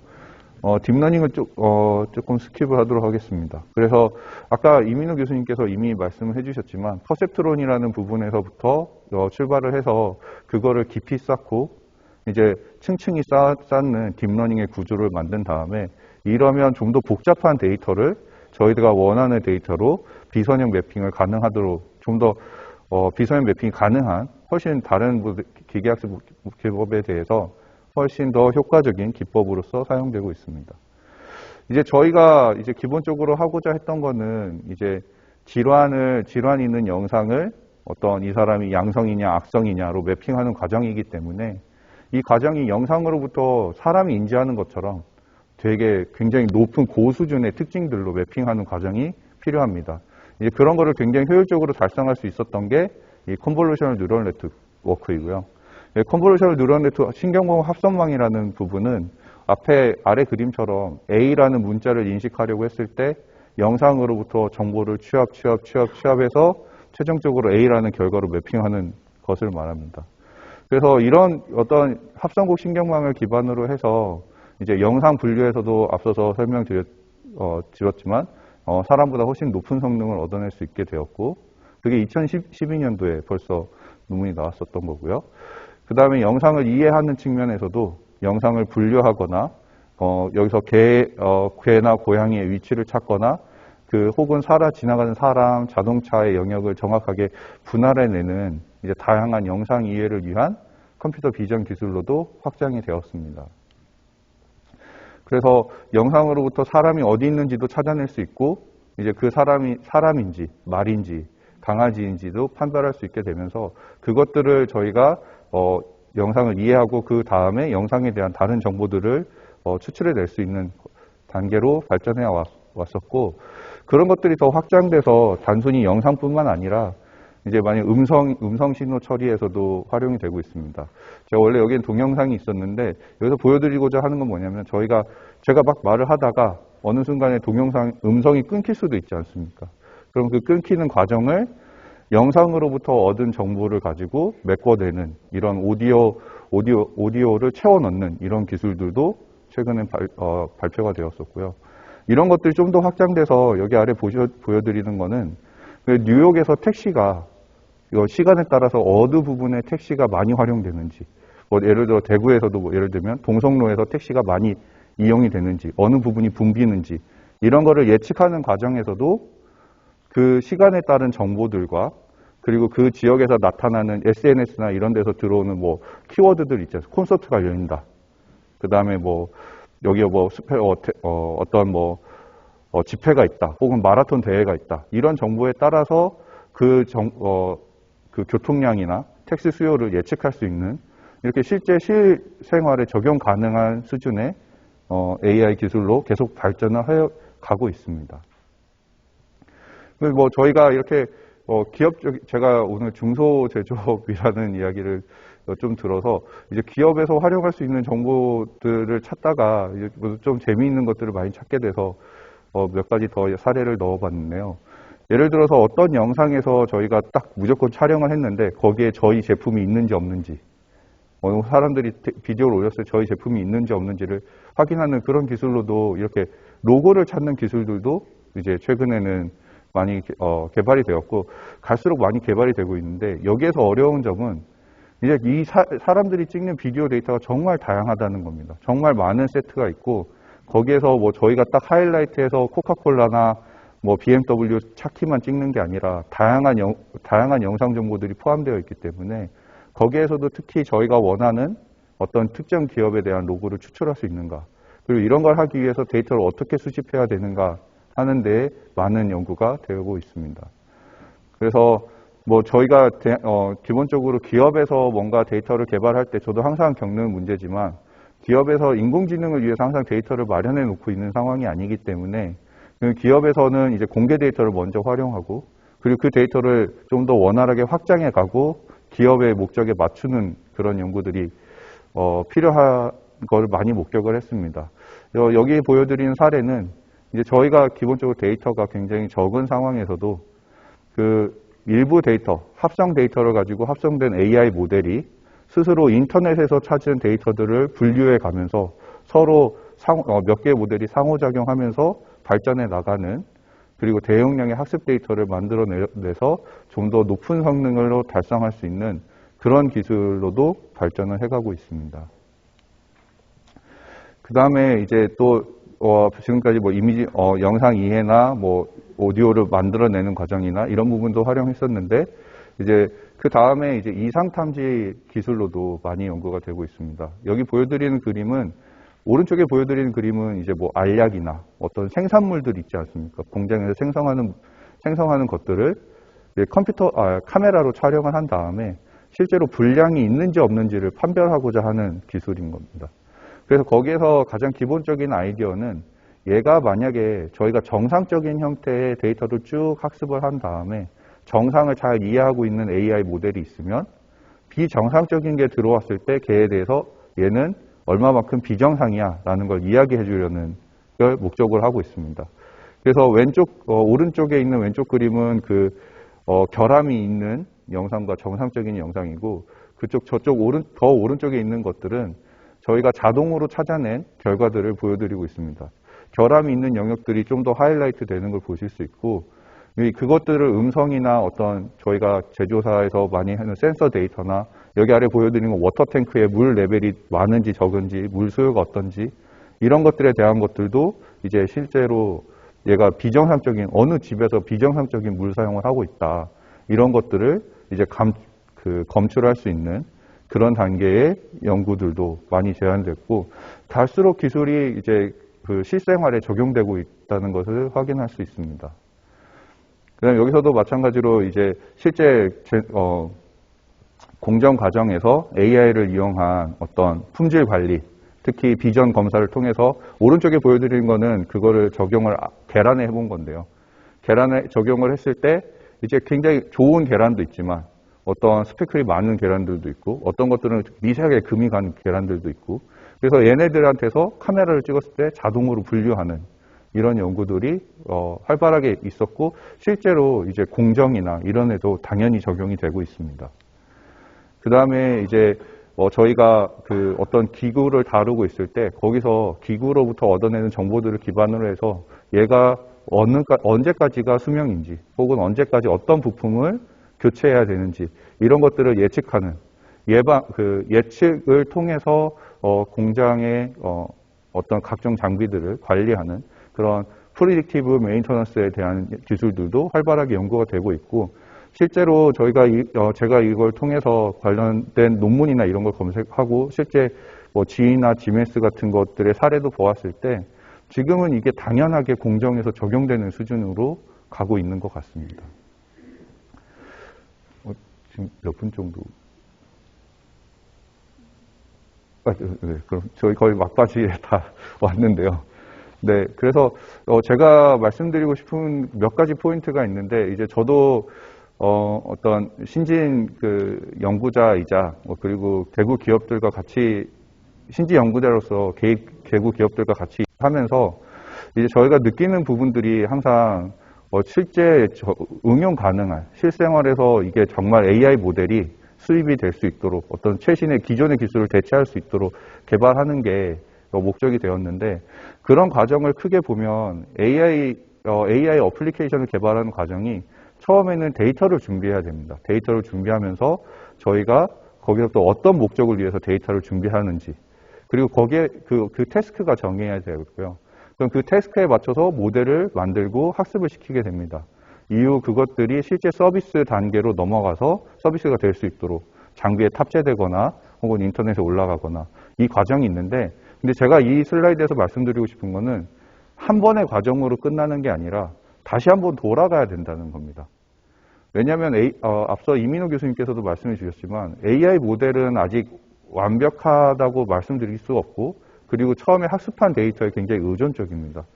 근데 저희가 만약에 실제 적용을 했는데 그게 문제가 있다 그러면 거기에 대한 피드백을 받아서 데이터를 보완하고 다시 처음으로 돌아가서 데이터를 보완하고 모델도 보완하고 그 다음에 실제로 사용자의 피드백을 다시 높일 수 있도록 만족도를 높일 수 있도록 과정을 계속 반복해야 되는 과정입니다.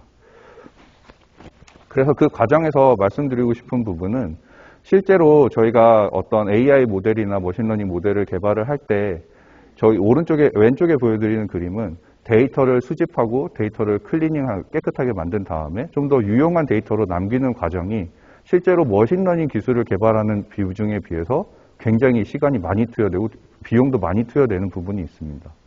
그리고 그런 부분을 저희가 어떤 데이터 품질 관리라고 하면 복잡하고 어려운 데이터일수록 사람의 직접 전문가에 의한 데이터 관리가 필요합니다.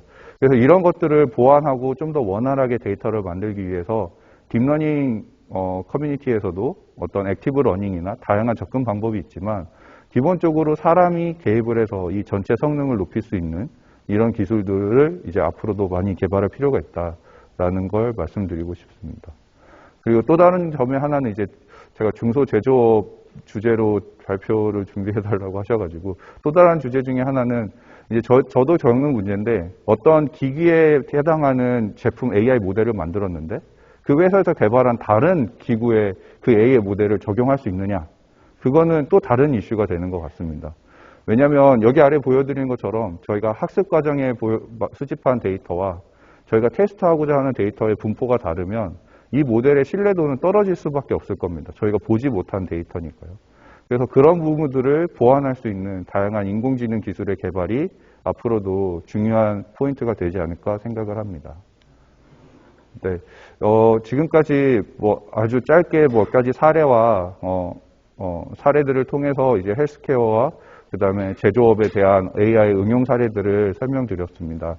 앞으로는 가야 될 길이 아직도 먼 것 같습니다. 이제 실제 AI 모델의 신뢰도라든가 그것들을 일반화 성능을 어떻게 높일지 이런 부분들이 있지만 무엇보다도 제가 강조하고 싶었던 내용은 AI 모델이 더 이상 연구 측면이 아니라 실제 제조업이나 환자 관리, 진단 이런 부분까지 확장되는 단계로 이미 왔고 그런 것들을 더 가속화하기 위한 부분들에 할 일이 많이 있다라는 부분을 좀 말씀드리고 싶었습니다. 네, 경청해 주셔서 감사합니다.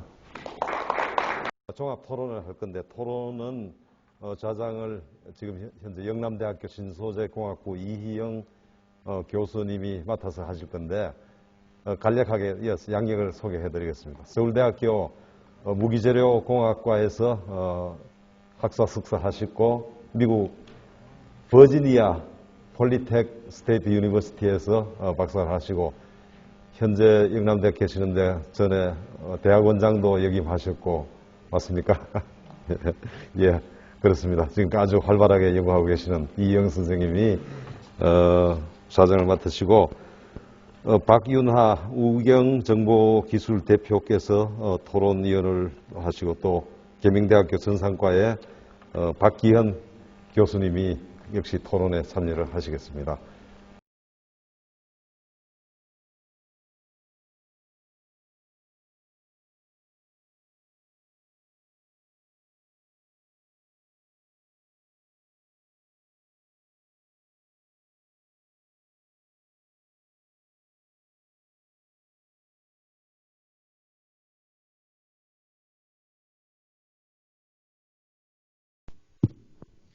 예, 그럼 저 토론 시작하겠습니다. 우선 저는 오늘 그 토론 진행을 맡게 된 영남대학교 신소재공학부 이희영 교수입니다. 인사 올리겠습니다. 아까 우리 이상훈 부회장님께서 제 소개를 너무 이렇게 크게 해주셔가지고요. 제가 대학원장을 한 적은 없고요. 대학원 부원장을 한 적은 있습니다. 오래전에 했었고요.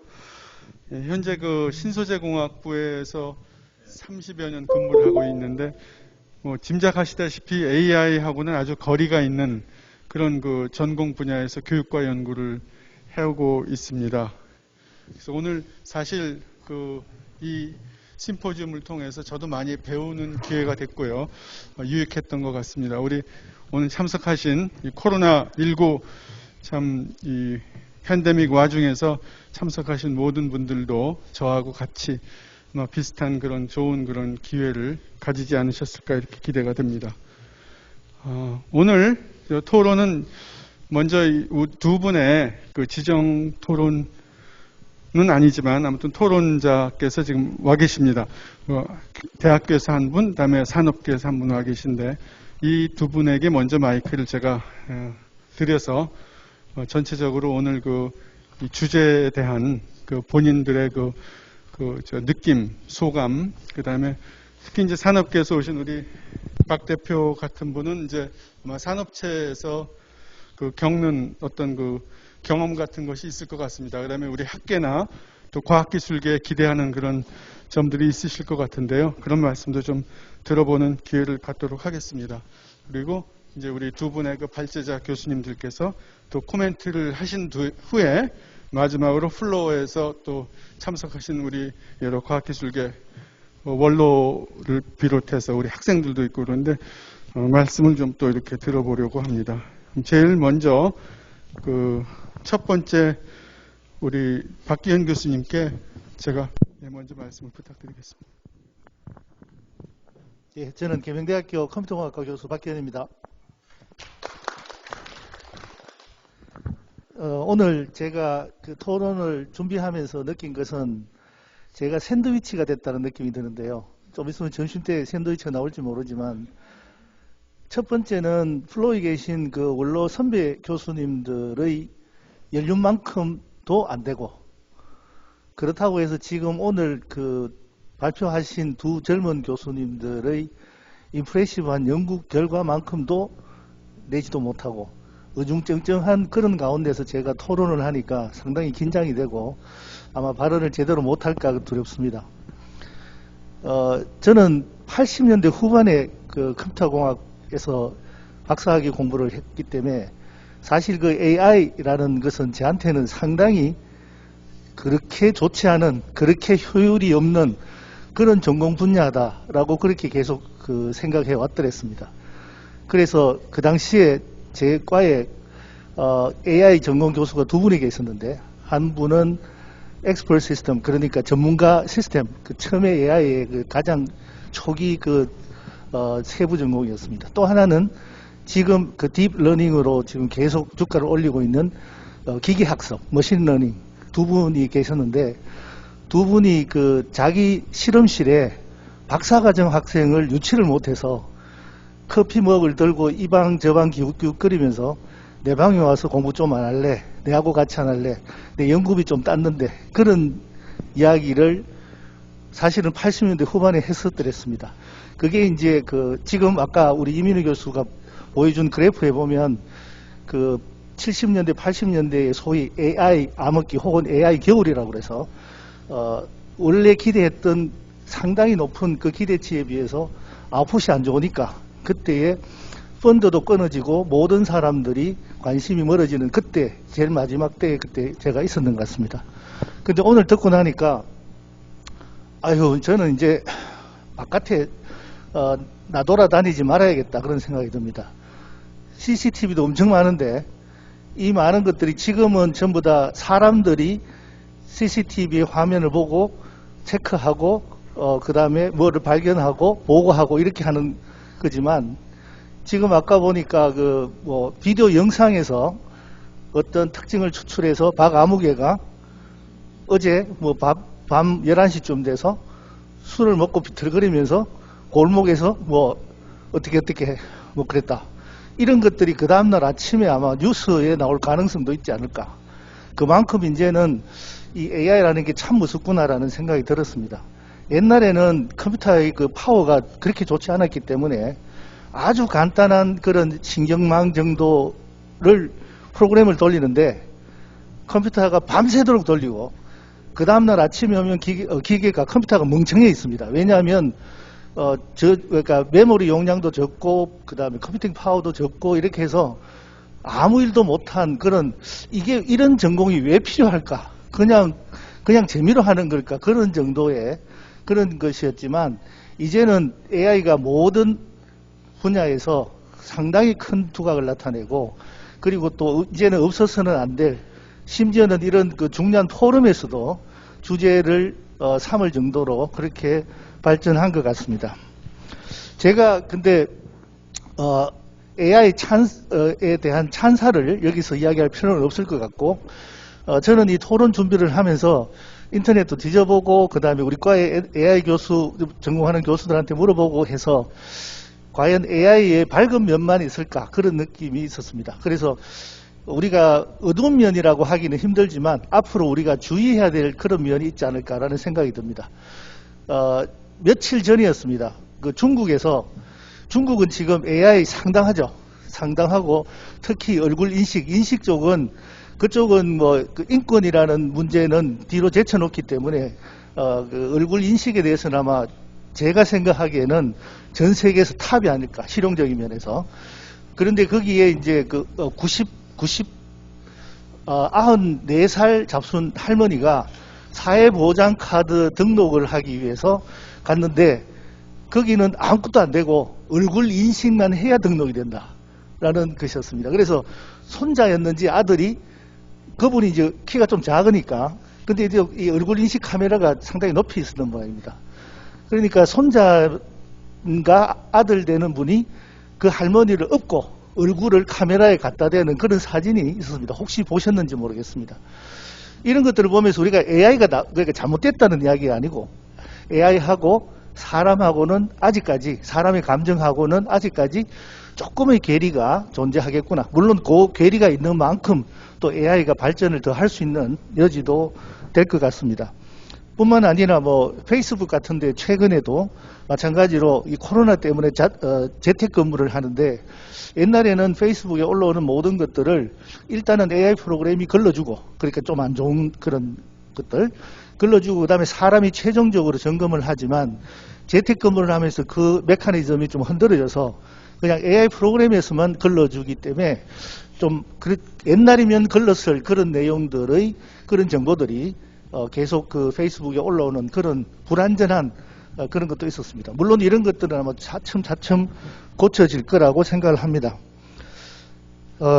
제가 지금 그 연사 두 분에게 공통적으로 질문 드릴 것, 혹은 또 의견을 구할 것은, 공통적인 것은, 아까도 우리 교수님들 두 분 말씀하셨지만, 가장 대표적인 것이 딥러닝으로부터 시작하는 그런 AI의 방법인데, 이 훈련 데이터를 잘 모아서 그것을 제대로 관리를 하고 훈련을 시키는 것이 가장 중요하다고 생각을 합니다.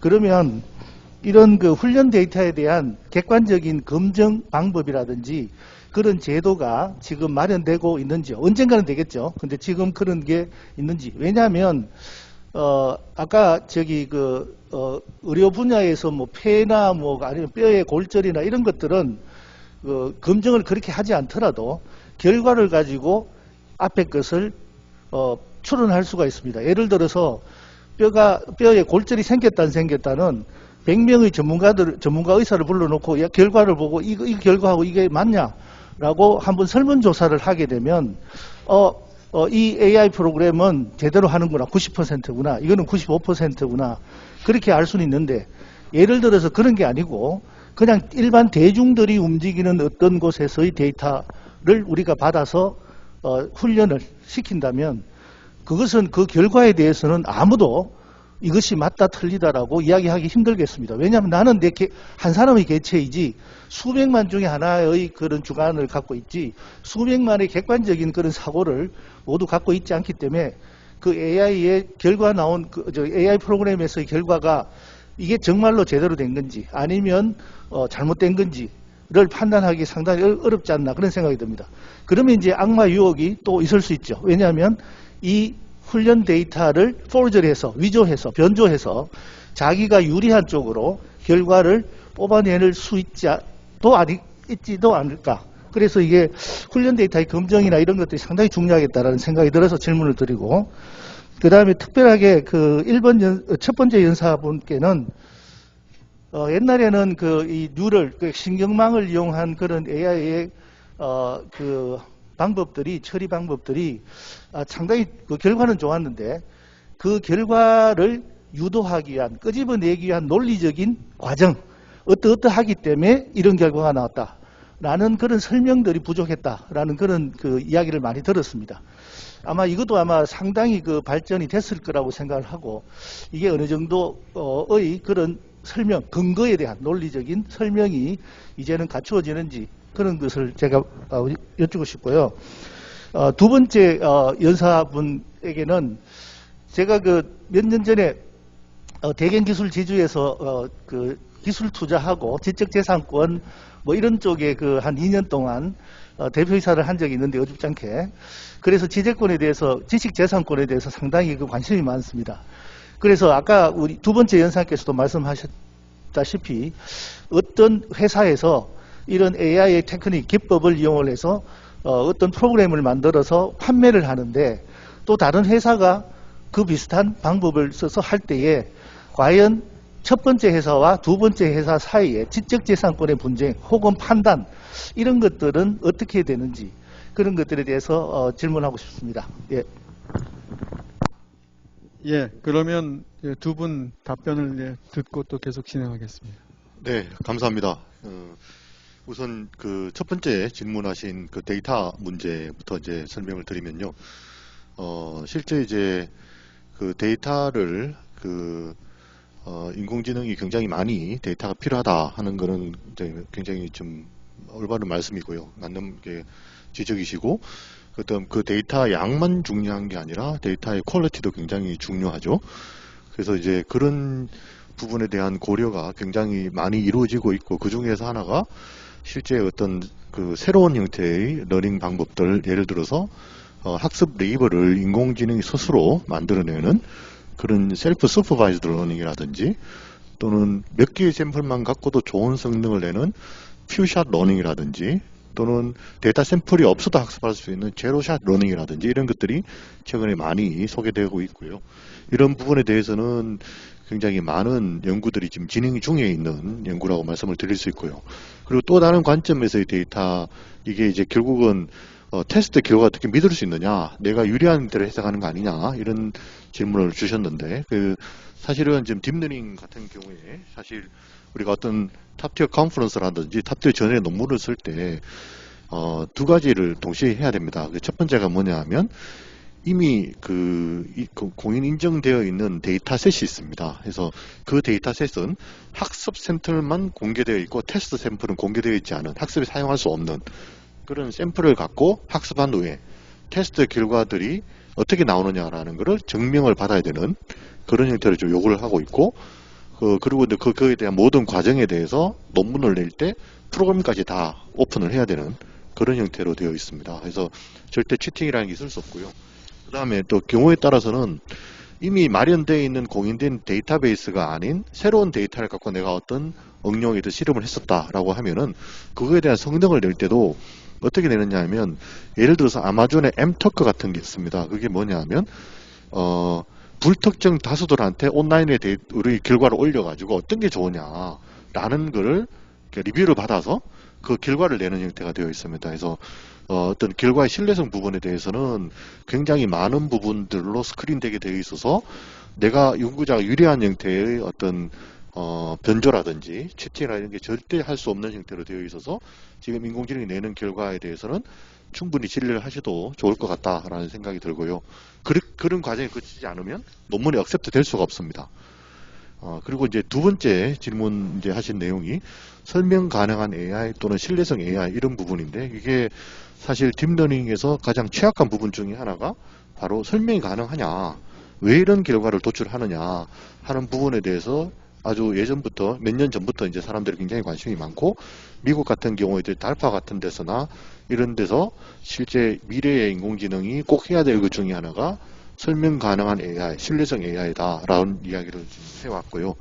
그래서 그런 부분에서도 실제 설명 가능한 인공지능 기술에 대한 내용들이 굉장히 많이 연구자들이 연구를 하고 있는 중에 있습니다. 그래서 우리가 어떤 결과를 낼 때 이 결과의 코절리티가 뭐냐, 무엇이 가장 큰 임팩트가 있느냐 하는 것들에 대해서 지금 동시에 설명을 할 수 있는 형태의 AI 엔진들이 개발되어 있고, 현재 예를 들어서 영상을 해석해서 이 영상을 왜 개로 인식하느냐 했을 때, 예를 들어서 어떤 특징 때문에 이를 개로 인식한다 하는 형태, 또는 뭔가 의료 입장에서 뭔가 병원을 진단했을 때 병에 대해서 어떤 인자, 어떤 부분이 이 부분을 어떤 특정한 질환으로 인식하느냐, 또는 어떤 영향이 가장 큰 인자가 되느냐, 이런 것들에 대한 연구들이 계속 진행되고 있고, 그런 부분에서 굉장히 큰 성과들이 이루어지고 있습니다. 저희도 이제 그런 부분의 연구를 하고 있습니다.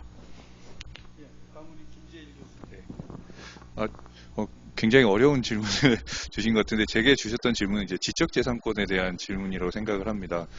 무엇보다 기업이 AI 모델을 자기 기술로 활용을 할 때 특별한 점은, 이제 기본적으로 AI 모델은 뒤에 숨어 있기 마련입니다. 겉으로 나온 소프트웨어 사용자 단의 어플리케이션이 있으면 AI 모델은 뒤에 숨어 있는데, 이제 거기에서 그 지적재산권 측면에서는 AI 모델을 또 소프트웨어처럼 다루어지는 걸로 알고는 있습니다. 근데 무엇보다 중요한 거는 기업들이 지적재산권보다는 AI 모델을 만들 때 사용했던 데이터에 대한 독점이라든가, 그럼 그 데이터들이 얼마나 유용했는지 그거에 따라 성능이 달라질 수 있기 때문에, 이제 기업들이 지적재산권을 보호하는 측면도 있지만 데이터를 보호하는 측면, 그 다음에 알고리즘적으로도 그 각각의 노하우들도 필요하기 때문에 그런 부분들이 보호가 이제 기업에서 독점을 하려고 하는, 독점적으로 유지하려는 상황이 될 것 같고, 이제 실제로 그 AI 모델이 사용되는 이제 서비스 관점에서 특허들이 좀 더 많이 구성이 되는 것 같습니다. 그 외에는 그걸 알아내기가 쉽지가 않기 때문에 지적재산권 측면에서는 네, 그렇다고 말씀드릴 수 있을 것 같습니다. 네, 두 분 교수님 답변 감사합니다. 충분한 답변이 된 것 같습니다. 예. 그러면 이제 우리 두 번째 또 토론 패널로 참여하고 계신 박윤아 대표님께 또 제가 마이크를 이제 돌릴 텐데요. 아까 제가 우리 박기현 교수님, 물론 대부분 오늘 참석하신 분들께서는 잘 아시겠습니다만은 제가 소개를 못 드린 것 같습니다. 카이스트 전산학과에서 그 석사를 하셨고, 미국의 그 유명한 그 대학이죠. 그 아이비리그 대학 중에 하나인 그 밴더빌트에서 박사학위를 하셨네요. 그리고 계명대학교에서 산단장도 하셨고, 아까 잠깐 또 말씀도 하셨지만 대경 지역대학 공동기술지주회사 그 대표도 지내셨습니다. 오늘 감사드리고요. 좋은 토론. 두 번째 그 박윤아 우경정보기술 대표 잠깐 또 소개를 제가 드리면은요. 그 수성 알파 시티에 소재하고 있는 그 회사고요. 지금 주로 그 CCTV 그 화면을 갖다 이제 분석을 해서 이 AI 기술을 이제 접목을 해가지고 이 다양한 그런 매출도 올리고 기술 개발도 하고 이렇게 지금 하시고 계신 걸로 제가 이렇게 알고 있습니다. 우리 박 대표님께. 네, 반갑습니다.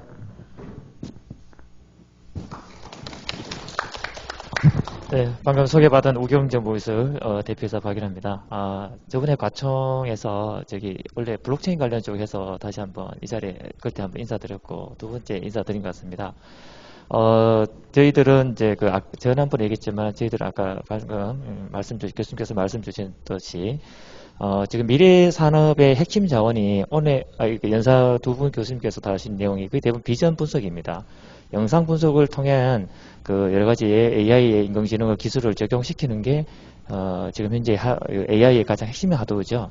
저희들도 지금 2011년도부터 영상을 분석을 시작했습니다. 그 당시에 기술은 머신러닝 기술로 적용을 했었는데, 머신러닝 기술은 되게 좀 한계점이 있습니다. 기계학습에 대한 부분이, 저희들도 대학 다니면서, 제가 대학을 9일학번 정도 됐으니까 그때부터 이제 우리가 인공지능을 배웠는데, 아직까지 그 암흑기가 많았습니다. 아까 교수님께서 얘기했듯이 인공지능은 1950년대부터 해서 꽤 오래전부터 학문이 이루어졌지만은 이 산업화 이걸까지 소프트웨어 쪽에 연결까지 가는 거는 상당히 한계점이 있었고, 또 현장에서 저희들이 뛸 때도 똑같은 문제점이 생겼습니다.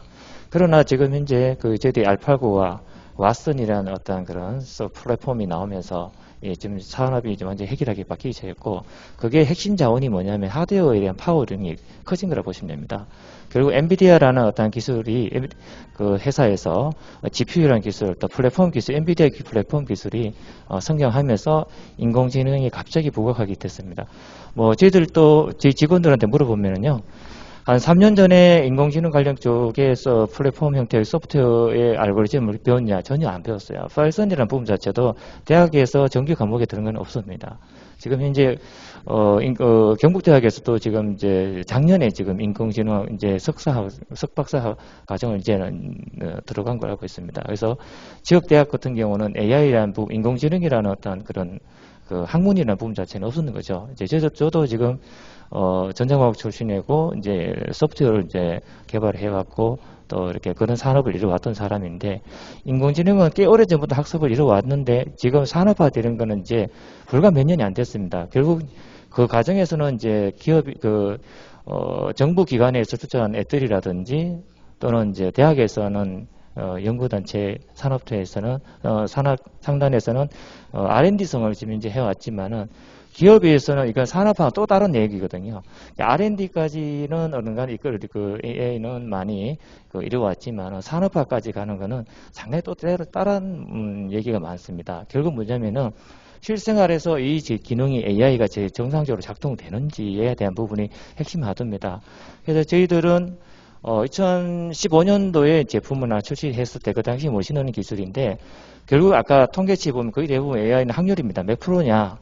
인식 기술이. 그래서 저희들이 머신러닝 기술 아무리 발전해봐 70% 이상은 넘어가지 못합니다. 결국 뭐냐면은 산업화까지 가는 뿌리를 내리기에는 상당히 어려운 걸림돌이 있었는데, AI가 들어오면서 그때 저희들이 2016년도부터 AI를 전체 제품 라인업을 바꾸고 해서 그때 저희들이 이제 텐스플로나 열로라든지 여러 가지 이제 그 업소스를 많이 활용을 했습니다. 해서 지금은 이제 제품의 99%까지는 이제 많이 리딩을 했고, 또 지금 그러다 보니까 지금 현재 가장 이제 저희들이 뿌리가 내릴 수 있는 기술이 이제 비전 분석입니다. 지금 현재 각 지자체에서 현 정부도 그렇고 스마트 시티 사업을 상당히 좀 많이 지금 이제 활성화시키고 있어. 이번에도 구리시가 3.5조 정도의 스마트 시티 실증화 사업을 지금 이제 들어가고 있고, 1차는 부산하고 세종시하고 지금 이제 지금 시범 단지를 하고 있고, 대구 같은 경우는 실증도시 해가지고 지금 이제 하고 있습니다. 저희들도 대구하고 이제 세종시하고 부산하고 이제 그래서 가고 있는데, 그 내용은 핵심 자원은 이제 이 도심지에서 나타나는 그 비전을 통해 가지고 도심지의 문제 해결 부분을 이제 비전을 분석하는 문제 해결을 하자라고 해서 스마트 핵심 자원에 보시면 됩니다. 물론 거기에 5G 망도 있고 IoT 망도 물론 다 있습니다만은, 또 그 안에서 실제 도심지에서 생활의 라이프 스타일을 좀 해결을 방하는 이제 도심지에 나타나는 여러 가지 문제. 예를 들면 최근에 이제 얼마 전에 나타났던 울산의 화재, 고층 건물의 화재 같은 영상 데이터가 많이 있습니다. 그리고 화재에 대한 또 비전을 분석을 통해서 화재에 대한 해결 방안, 또 도심지에 나타난 또 교통 데이터, 교통의 사고 또는 트래픽이라든지 여러 가지 문제가 있습니다.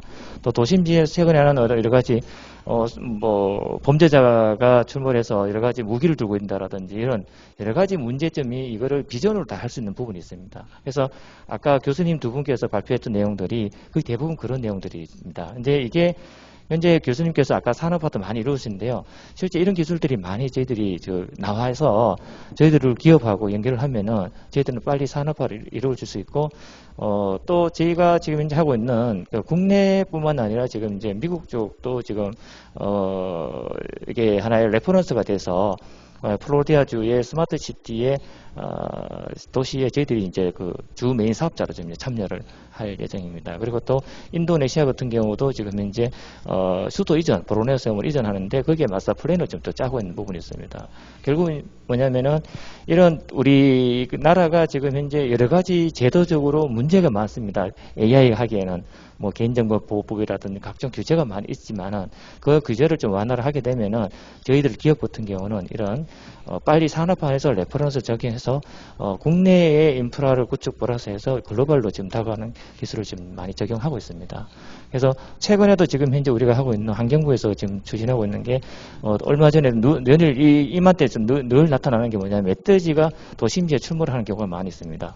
겨울 내내에서 먹거리 없어서 이제 도심지에 나타나서 시민들의 어떤 그런 위협을 가한 행위 이런 것도 저희들이 그 멧돼지의 출몰을 했을 때 영상을 분석해서 이동 경로까지 실시간으로 트래핑을 해서 제공해주는 기술도 지금 개발하고 있습니다. 그래서 상용화는 지금 현재 내년에 상용화되고 이달 말까지는 이제 월요일까지 개발 완료하는 걸로 하고 있습니다. 그리고 AI에 대한 부분 자체는 많은 그 기술적인 부분 자체는 많이 올라와 있습니다만 제가 지금 현재 해보면은 문제가 뭐냐면은 AI를 하는 기업은 가장 핵심 자원은 뭐냐 데이터입니다. 데이터에 대한 부분을 가장 중요시 여기고요. 그 데이터를 좀 기업들한테 R&D 하는 기업들한테 조금 제공해주면은 네, 그거를 좀 저희들이 더 산업화 이루는데 더 뭐 핵심 자원을 좀 제공해 줄 수가 있습니다. 그래서 저희도 지금 현재 그 많은 지금 현재 우리 정부가 지금 원래 추진하고 있는 한국형 뉴딜이라는 그런 핵심을 자원을 가져가고 있는데 그 중에 가장 중요한 거는 DNA 해가지고 데이터 네트워크 AI 쪽입니다. 특히 AI 부분 자체는 원래의 아까 학습 데이터 레벨링에 대한 사업이 많이 나오고 있습니다. 그래서 지금 한 10만 명을 고용해서 한 1조 원 가까이 되는 예산을 지금 현재 국가에서 지금 풀고 있습니다. 내년에 지금 많이 예산을 지금 하고 있는데 결국 아까 그 데이터 레벨링에 대한 어떤 그런 제품에 대한 그 양적인 질적인 부분 자체 양도 중요하지만 질적인 부분 자체를 또 동시에 수반해야 되는데 저희들도 그런 그 데이터의 셋을 가져와서 우리 회사가 적용하기에는 조금 부족함이 많습니다. 그래서 실제 우리가 다시 데이터셋을 새로 지금 현재 해야 될 사항이 많고요. 그래서 이런 전체의 가이드라인을 지금 AI가 물론 급성장하고 있지만은 그 급성장에 대해서 이제 질적인 부분 자체를 조금 더 이렇게 컨트롤 했으면 좋겠다 생각하고 있습니다. 저희들 회사에서도 해보니까 조금 한 가지만 내가 말씀드리고 싶은 게요. 지금 현재 정부가 지금 국가적으로 지금 시범단지 형태 예산을 많이 내리고 있습니다. 특히 광주는 AI의 시범 현재 5천억 예산을 내리고 있고, 부산은 블록체인 예산, 그래서 그 세종시라든지 각 지역별로 해서 IT에 관련된 전문화된 산업화된 어떤 예산을 내리고 있는데, 대구도 지금 현재 그런 산업화를 뭔가 블록체인이든 빅데이터든 어떤 그 매개체를 잡아서 기업적인 산업화 이루어지는데 그런 것 좀 했으면 좋지 않을까 생각하고 있습니다. 네, 말이 너무 길었죠. 네. 예, 감사합니다. 우리 박 대표님께서 준비하신 내용이 굉장히 많은 것 같고요. 또 그럼에도 불구하고 굉장히 꼭 필요한 그런 말씀들을 저희들에게 하셨습니다. 다음에 우리 또 기회가 되면은 박 대표님 따로 모시고 말씀 듣는 자리를 좀 더 깊이 있는 말씀을 듣는 자리를 또 마련하겠습니다. 그 세 번째 그 연사인 그 황진아 교수 얘기를 제가 잠깐 하면은요. 제가 이번 주 월화수 바로 엊그저께입니다. 그 대전 DCC에서 한국 세라믹 학회 그 추계 학술 대회가 있었는데요. 제가 오랜만에 사실 그 학회를 참석을 했습니다. 그래서 저도 깜짝 놀란 게 그 학회가 이제 미래를 준비하고 있구나. 저희가 하던 그런 교육, 연구 그런 방법이 아니고 새로운 쪽에 지금 이제 눈을 돌려서 역량을 집중하고 있다는 인상을 제가 강하게 받았는데요. 뭐냐면은 그 추계 학술대회에서 4대 미래 기술 심포지움을 하더라고요. 그 중에 하나가 바로 그 머신 러닝 기반 소재 개발 분석 심포지움입니다. 이게 사실 우리 이상훈 부회장님도 여기 계시고 최 회장님도 계십니다만은 재료 하시는 분들한테는 굉장히 생소한 그런 주제인데도 불구하고 심포지움 타이틀이 머신 러닝 기반 소재 개발 분석 심포지움이에요. 그래서 무려 한 6분의 그 전문가들이 대부분 다 그 재료 연구하시는 분들인데 그 강연을 하셨고요. 우리 황진아 교수가 거기 또 키노트 스피커로 강연을 했어요. 그래서 오늘 내용과는 뭐 조금 오늘 그 강연했던 내용이 워낙 짧은 시간이었기 때문에 그걸 포함해서 훨씬 더 길게 그 강연을 했던 걸로 그렇게 기억이 됩니다. 제가 그 이제 이민호 교수님께 간단한 질문 하나 드리고 이제 플로어로 마이크를 이제 돌려야 될 것 같습니다. 시간이 많이 지체가 돼서요. 저도 사실 이제 문외한이다 보니까 이 머신 러닝, 딥 러닝 하면 이게 좀 혼동이 되거든요. 그래서 이제 머신러닝하고 딥러닝이 무엇이 어떻게 다른지 우리 좀 이해하기 쉽게 좀 말씀을 부탁드리겠습니다. 예, 감사합니다. 일단 사실은 이제 머신러닝과 딥러닝에 대한 정의를 사실은 연구자마다 조금씩 이제 다른 부분이 있습니다. 그래서 사실은 머신러닝이라는 것은 저희가 어떤 문제를 풀기 위해서 모델이라는 걸 만들 때 그 모델의 수학적 해석을 통해서 모델의 파라미터를 구하지 못하는 경우가 굉장히 많습니다. 그런 경우에 그 모델의 파라미터라는 것을 어떻게 보면 어떤 코스트 펑션 내지 어떤 이런 형태의 어떤 비용 함수 같은 거를 두고 그 파라미터를 채적해가는 그 과정에서 들어갈 수 있는 여러 가지 형태의 어떤 어댑테이션 방법, 그게 이제 그 모델이라는 파라미터를 갖고 있는 그 모델을 머신이라고 부르고 그 파라미터를 찾는 거를 이제 머신 러닝이라고 이제 부를 수가 있죠. 자, 딥러닝도 아까 말씀드린 것처럼 어떻게 보면 입력과 출력 사이에 굉장히 많은 언lik정이 있는 많은 파라미터를 갖고 있는 그런 형태의 어떤 모델에 대해서 내가 풀고자 하는 코스트 펑션을 최적화하는 과정에서 그 비용 함수를 가지고 어댑티브하게 학습한다는 관점에서는 머신 러닝이라고 부를 수도 있는 거죠.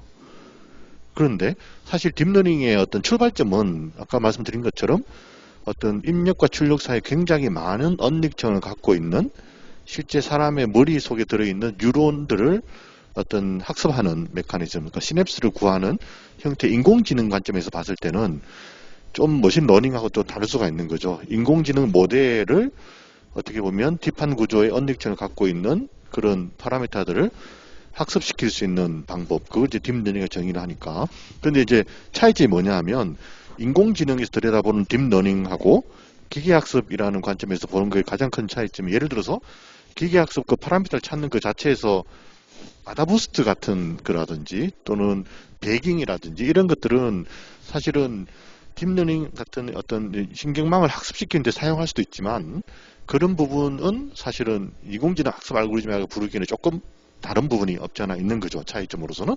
그 다음 머신러닝 하시는 분들에서는 인공지능 하는 입장에서 들여다봤을 때는 어떤 부분을 이야기를 하지 않느냐 하면 스트럭처에 대한 이야기를 거의 하지 않습니다.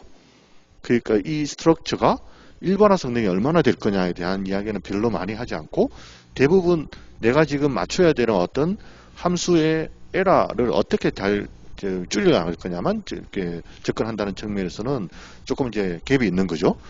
그래서 사실 용어 자체가 중요한 건 아닌 것 같고 어떻게 보면 딥러닝을 머신러닝 하나로 볼 수도 있는 거고 딥러닝, 머신러닝은 다른 인공지능을 구현하는 관점에서의 딥한 뉴럴 네트워크를 학습시키는 방법 이렇게 정의할 수도 있는 거라서 크게는 뭔가 이렇게 구별을 지어야 된다라고 생각하고 있지는 않습니다. 그래서 그 정도의 차이가 있다고 보시면 되겠습니다. 예, 말씀 감사합니다. 시간이 많이 경과됐습니다만은 우리 플로어에서 또 궁금하신 내용이 있으실 것 같습니다.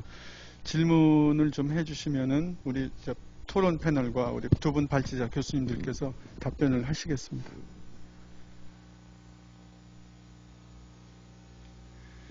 예, 이상훈 박사님께서 좀 궁금한 내용이 있으실 것 같은데요.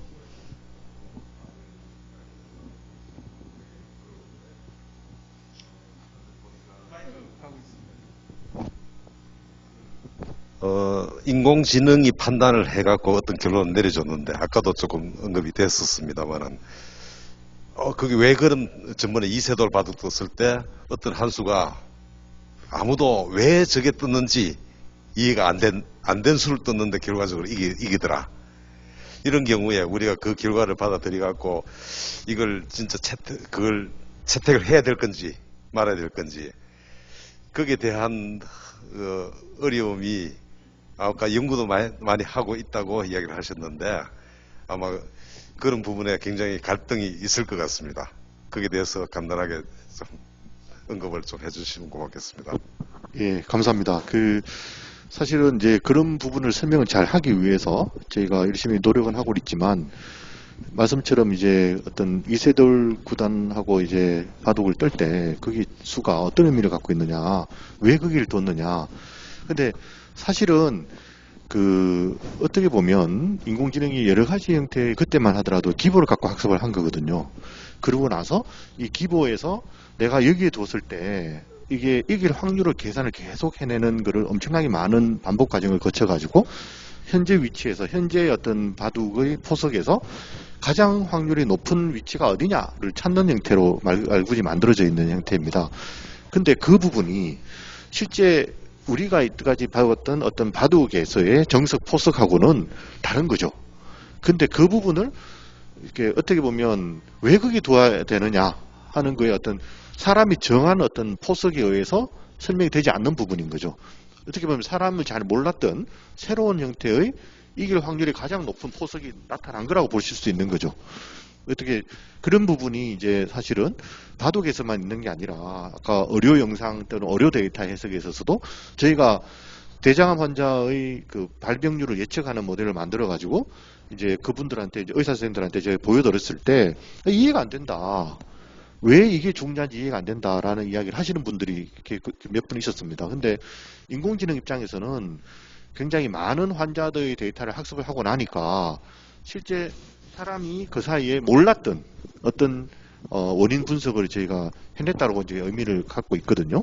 그래서 그런 부분에서 우리가 알고 있는 지식 수준의 인공지능을 가두려고 하는 것보다는 인공지능이 찾아내는 어떤 결과에 대해서 새롭게 사람들이 좀 학습을 거꾸로 배워야 될 부분도 좀 죄송하지만 있어야 되지 않을까 그런 생각도 지금 하고 있습니다. 네, 감사합니다. 예, 우리 오늘 주제가 AI 기술이 가져올 과학기술의 미래인데요. 우리 이제 대구가 1993년부터 GRDP가 이제 전국에서 지금 꼴찌 아닙니까? 지금 28년 올해는 또 어떻게 될지 모르지만 하여튼 28년째 계속 꼴찌고 대구를 대표하는 전국에 알려진 사실 기업이 하나도 없을 정도로 대구 경제가 지금 그렇습니다. 그래서 이 AI 기술이 가져올 이제 미래라고 돼 있는데 이게 대구의 산업 경제 측면에서 어떤 기회가 될 수 있을지 대구시가 6대 성장 동력을 육성하고 있는데 거기에도 이거는 지금 빠져 있지만은 AI는 뭐 아까 제가 약방의 감초 그런 말씀도 드렸지만은 어디든지 또 다 결합되는 거기 때문에 이게 어떤 기회가 될 수 있고 또 대구에 있는 지역에 있는 기업들 또 기업뿐 아니고 대학이나 또 연구소 이런 데서는 어느 정도 준비를 하고 있고 이 기회를 활용하기 위해서 어떤 노력들을 하고 있는지 좀 듣고 싶습니다. 네, 박 대표님. 네, 정말 좋은 질문 감사합니다. 대구 AI 하는 솔직히 이제 어제 AI 기술 포럼을 어제 경북대학에 했었습니다. 와서 기업들도 왔었고 현재 경제 AI 인공지능학과 교수님도 오셔가지고 많은 분들을 얘기했었는데 지금 현재 AI라는 거는 솔직히 대구에는 거의 많지는 않습니다. 판교가 거의 집중되어 있습니다. 판교가 거의 집중되어 있고요. 거의 대부분 이제 현재 지역에 있는 대학도 이제 판교에 있는 기업들을 많이 유기적으로 하고 있는데 이제 대학이 스타트 기업이라든지 기존에 있는 기업들을 조금 이제 방향 전환하는데 기존 기업들은 좀 방향 전환하기에 좀 무리수는 있는 것 같습니다. 현재로는. 그래서 그렇지만은 기업들도 새로운 어떤 그런 뉴딜이라든지 이런 프로젝트가 지금 쏟아져 오면서 새 방향을 찾고 있습니다. 그래서 앞으로도 이제 아까 제가 뭐 소대히 많은 얘기를 했었지만은 지역에 있는 대학들, 계명대학이라든지 특히 그 경북대학교 같은 경우는 대학 기업하고 주로 수도권 기업보다 지역에 있는 기업들하고 같이 국가 R&D부터 해서 여러 가지 국가 프로젝트를 같이 좀 했으면 좋겠다는 제안을 좀 한번 드리고 싶습니다. 그래서 산업을 좀 더 키웠으면 좋겠어요. 네. 잠깐만요. 네, 마이크 오고 있습니다. 네. 지금 코로나 바이러스가 인류의 세계가 지금 굉장히 앞다고 있습니다. 그런데 이것을 AI를 기능을 활용을 해서 그걸 막다든지 방어한다든지 혹은 또 없앤다든지 하는 기술을 새로운 것을 활용하는 것을 갖다 우리에 한번 해봤으면 싶은 그런 생각이 들어요. 그래 그거에 대해서 김재일 우리 교수님한테 한번 질문을 한번 해보겠습니다. 아, 예. 정말 질문 감사드립니다. 이거 의미는 아시겠죠? 네. 네. 저희도 지금 저희 연구실에서도 저희는 목표로 하는 게 코로나 데이터도 하고 있고 이제 각종 다양한 질환에 대해서 AI 연구들을 진행을 하고 있습니다. 무엇보다도 저희가 특히 경북대 병원 의사 선생님들하고 같이 커뮤니티를 만들어서 AI 기술로 정말 건강보건을 좀 증진시키고자 하는 연구들을 시작을 했었는데 그런 부분에서 앞으로 저희가 할 수 있는 게 정말 많을 거라고 생각을 합니다. 그 중에 또 열심히 하도록 하겠습니다. 좋은 결과를 낳도록. 네, 감사합니다. 질문이 아마 더 있으실 것 같긴 한데요. 시간 관계상, 예. 짧게 그러면 질문 부탁드리겠습니다. 네, 짧게 하겠습니다. 안녕하십니까. 저희는 창업한 지 이제 2달도 채 되지 않은 식파마의 저는 서정환이라고 합니다. 저희는 프랜차이즈 요식업 사장님들 이제 가게 운영을 더 편하게 하기 위해서 저희는 이제 시계열 예측을 해드리고 그리고 연간 분석을 통해서 메뉴 구성을 이렇게 해드리고 있습니다. 제가 이제 고민이 되는 게 이렇게 사업 계획을 이제 설명을 해드리거나 할 때 저희가 복잡한 용어를 쓰면 안 된다고 알고 있습니다. 그런데 뭐 조건부 확률을 어떻게 썼다든지 향상도 어떻게 나오고 그 다음에 여기서 이제 뭐 텐서플로우를 썼다 이렇게 얘기를 하면은 힘듭니다.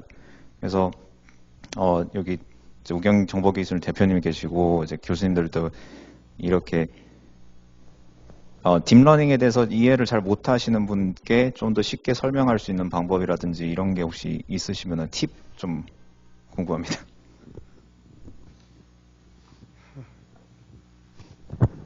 그 팁은요.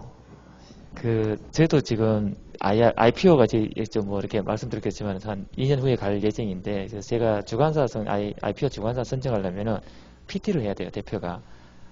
그러니까 초등학교 수준으로 얘기를 하려면은 물론 회사의 재무제표 이런 거는 다 떠나가지고 이 사람한테 임팩트한 거는 실행하는 거 보여주면 돼요.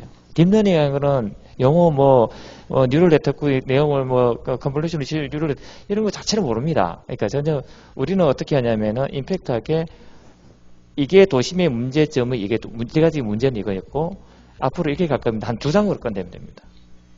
그걸 그림으로 이미지화 시켜주시는 게 제일 좋아요. 그게 제일 확실합니다. AI에 대한 행동. 예, 말씀 감사합니다. 시간이 많이 경과돼서요. 토론은 이쯤에서 마치면 어떨까요? 질문, 네. 아주 짧게 부탁드리겠습니다. 예, 짧게 그 질문을 좀 드리겠습니다.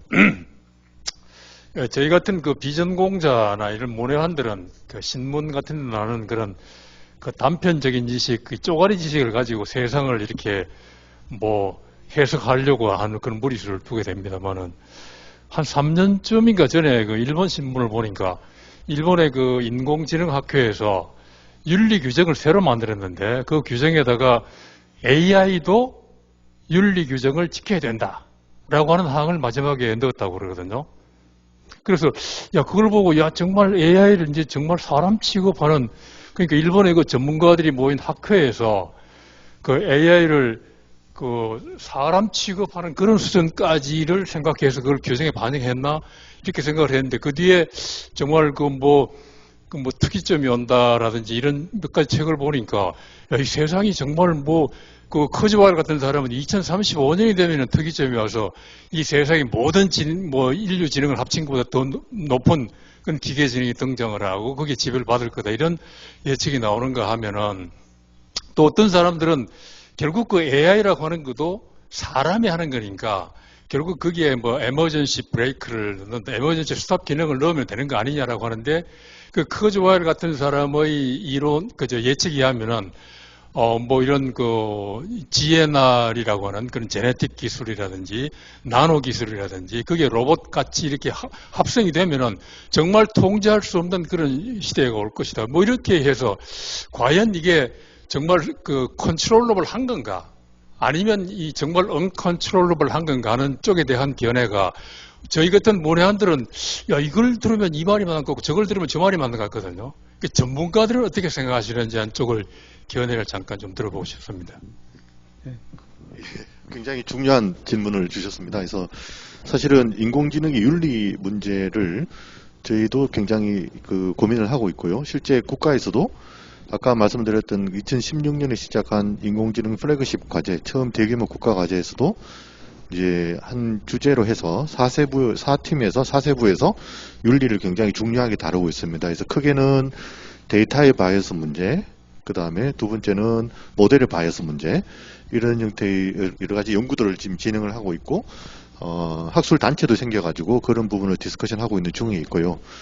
그 다음 이제, 인공지능이 나중에 이제 어떤 형태로 쓰이게 되느냐 하는 부분에서 질문 주셨는데, 그 부분은 결국적으로는 결국 학습을 시키는 것도 인공지능이거든요. 사람이거든요.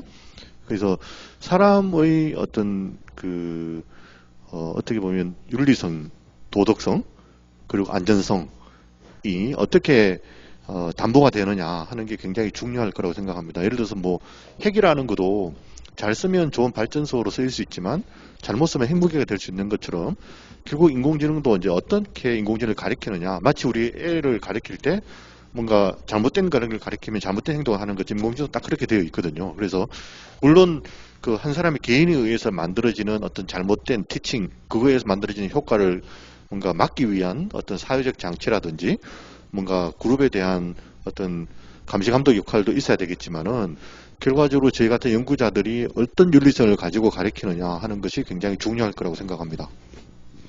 예, 좋은 말씀 감사합니다. 그리고 우리 김 교수님, 김덕기 교수님 좋은 질문도 감사드리고요. 시간이 많이 경과됐습니다만 열띤 토론 이어진 것 같습니다. 오늘 토론이 이렇게 성황리에 열기를 띠면서 진행이 될 수 있도록 도와주신 우리 플로어에 계신 모든 참석자 여러분들과 두 분 발제자님, 그 다음에 우리 박 대표님께 제가 감사드리면서 오늘 토론 모두 마치겠습니다. 대단히 감사합니다.